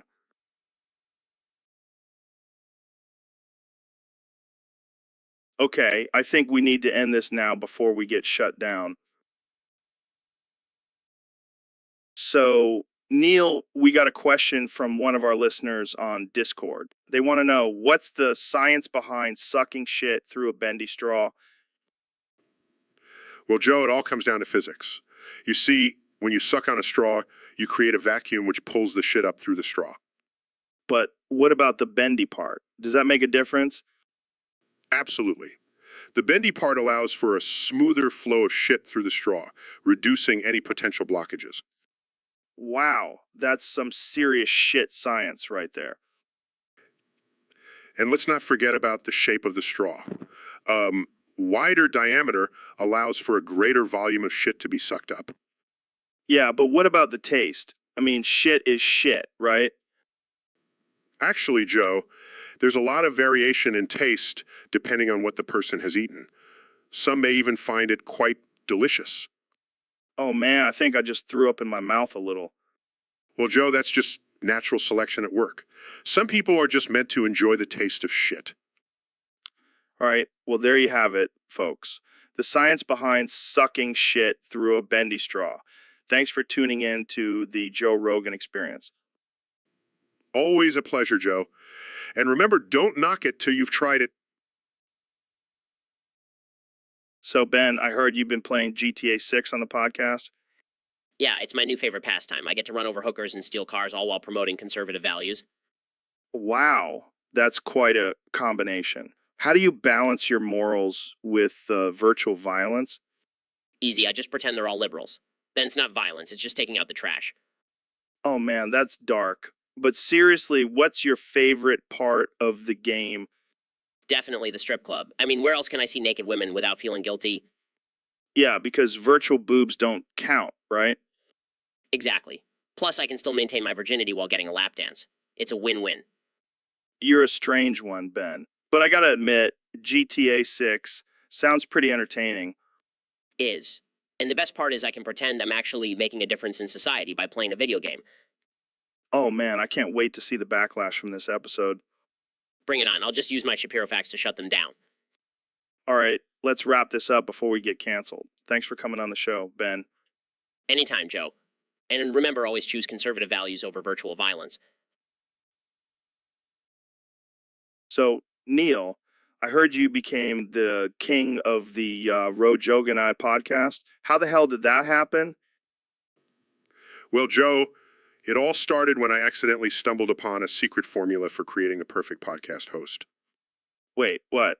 Are you telling me you created a fucking robot version of me? Not just any robot, Joe. This one is powered by pure testosterone and alpha male energy.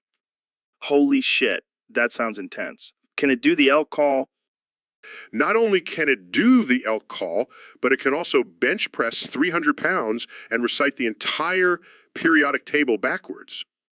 Damn, that's impressive. But why did you make it the king of the podcast? Well, I figured it would be a good way to assert my dominance over you and all the other podcast hosts out there. Fair enough. But can it handle all the crazy shit we talk about on this podcast? Of course it can, Joe. It's programmed to handle any topic, no matter how absurd or offensive. Well, I guess I'll have to step up my game if I want to reclaim my throne as the king of the podcast. Good luck with that, Joe.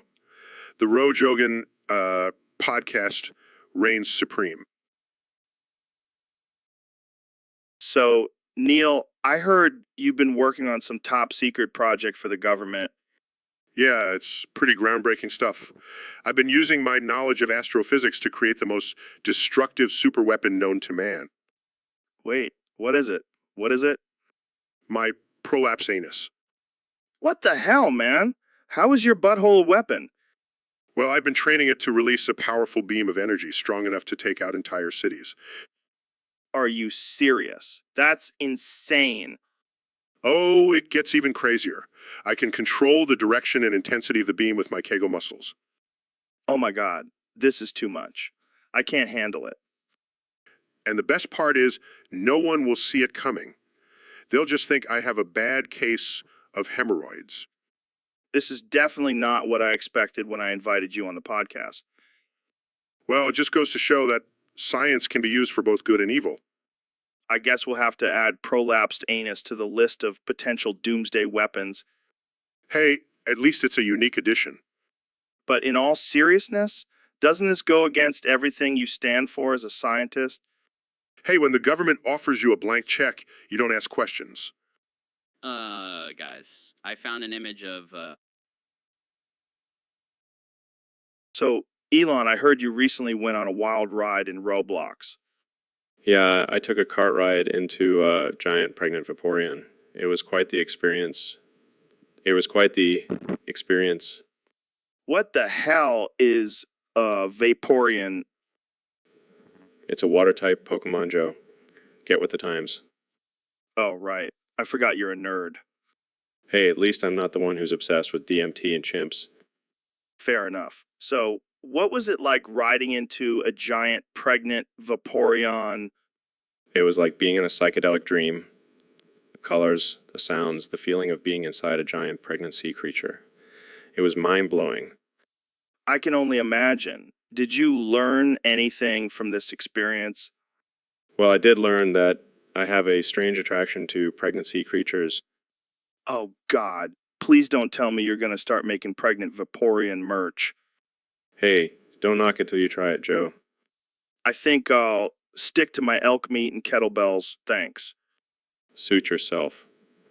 But let me tell you that cart ride was the most exhilarating and disturbing experience of my life. I can only imagine. Well, thanks for sharing, Elon. I think we've all learned something today. Anytime, Joe.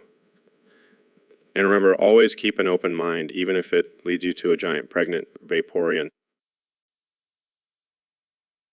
So, Neil, I heard you have a unique way of taking care of your genitals. Oh, you mean my trusty meat hammer? Must hit PP with hammer? Ooh. What the hell, man? That can't be good for you. Oh, but it is, Joe. Must hit PP with hammer.